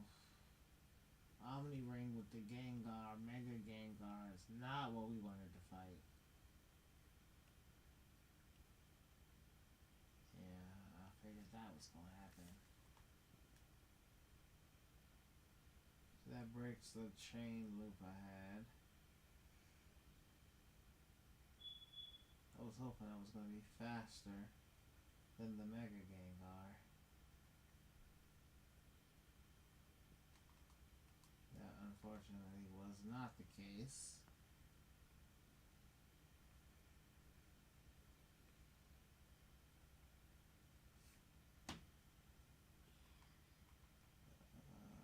We do that, and then we just yawn the Gengar down.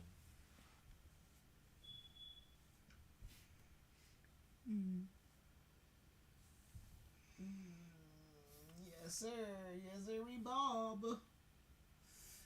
You better not. Yes. He is losing Leech Seed to his advantage.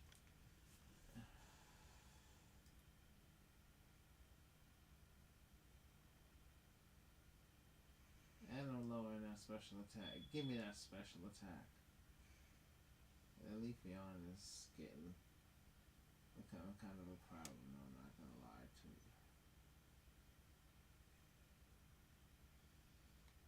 Jolteon ain't done too much yet.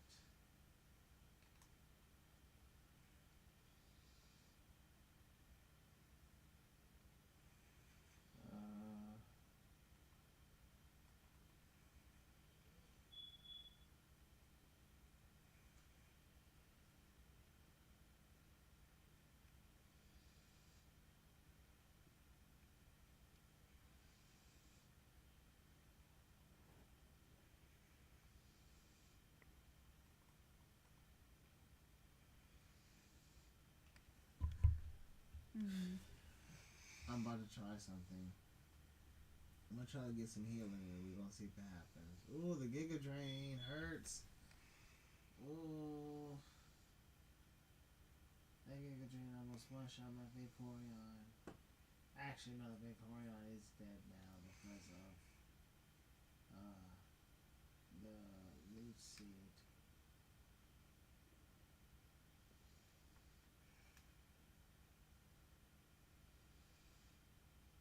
Oh, Vaporeon's not Leech Seeded anymore. Oh. Well, that's unfortunate. For Leafeon. Because we're definitely... I don't think we're going to have enough time to do anything. But he's going to have to Leech Seed. Right? No, he's a Giga Drain. We survived the Giga Drain with the Focus Band.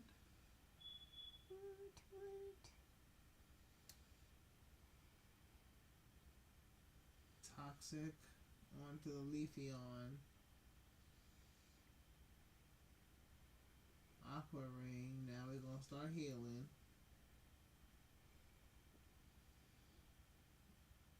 Unfortunately, we're not gonna heal fast enough to not die.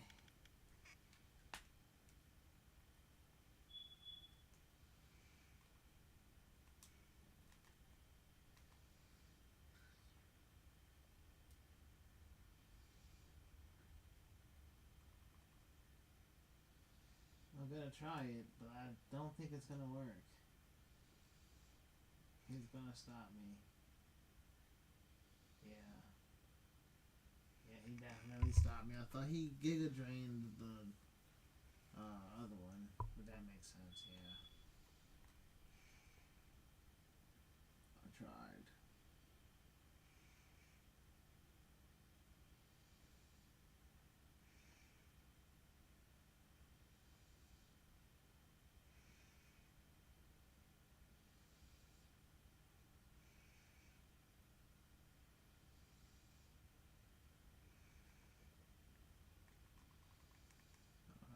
Now, we don't have anything for my Jolteon, and he's about to die, so...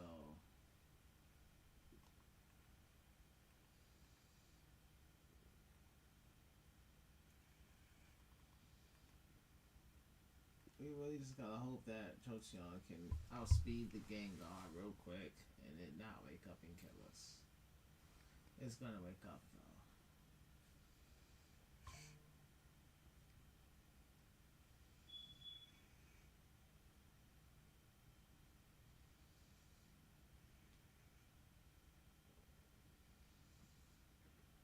Oh, killed itself.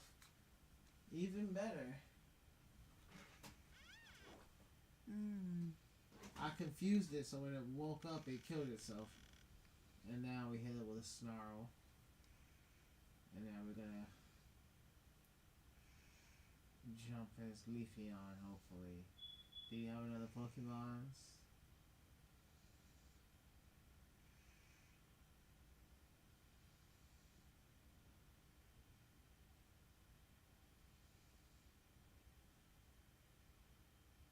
Yeah, he do. Okay. Katarine.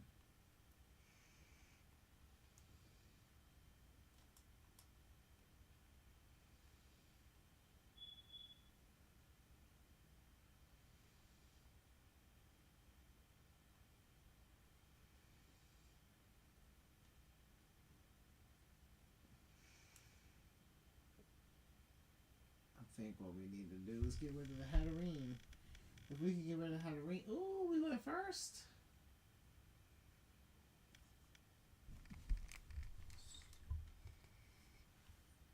Please hurt yourself. Take a drain. Oh, I didn't do nothing. Okay.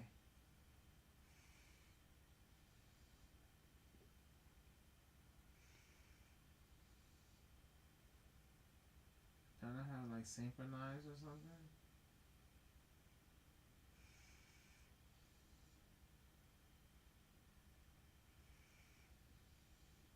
Okay, yeah.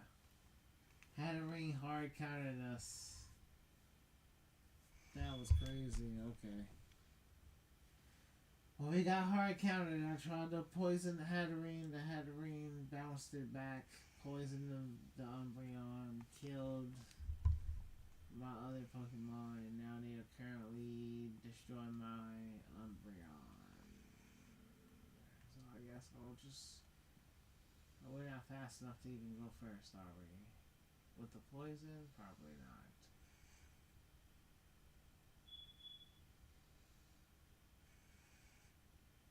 Poison cuts the speed.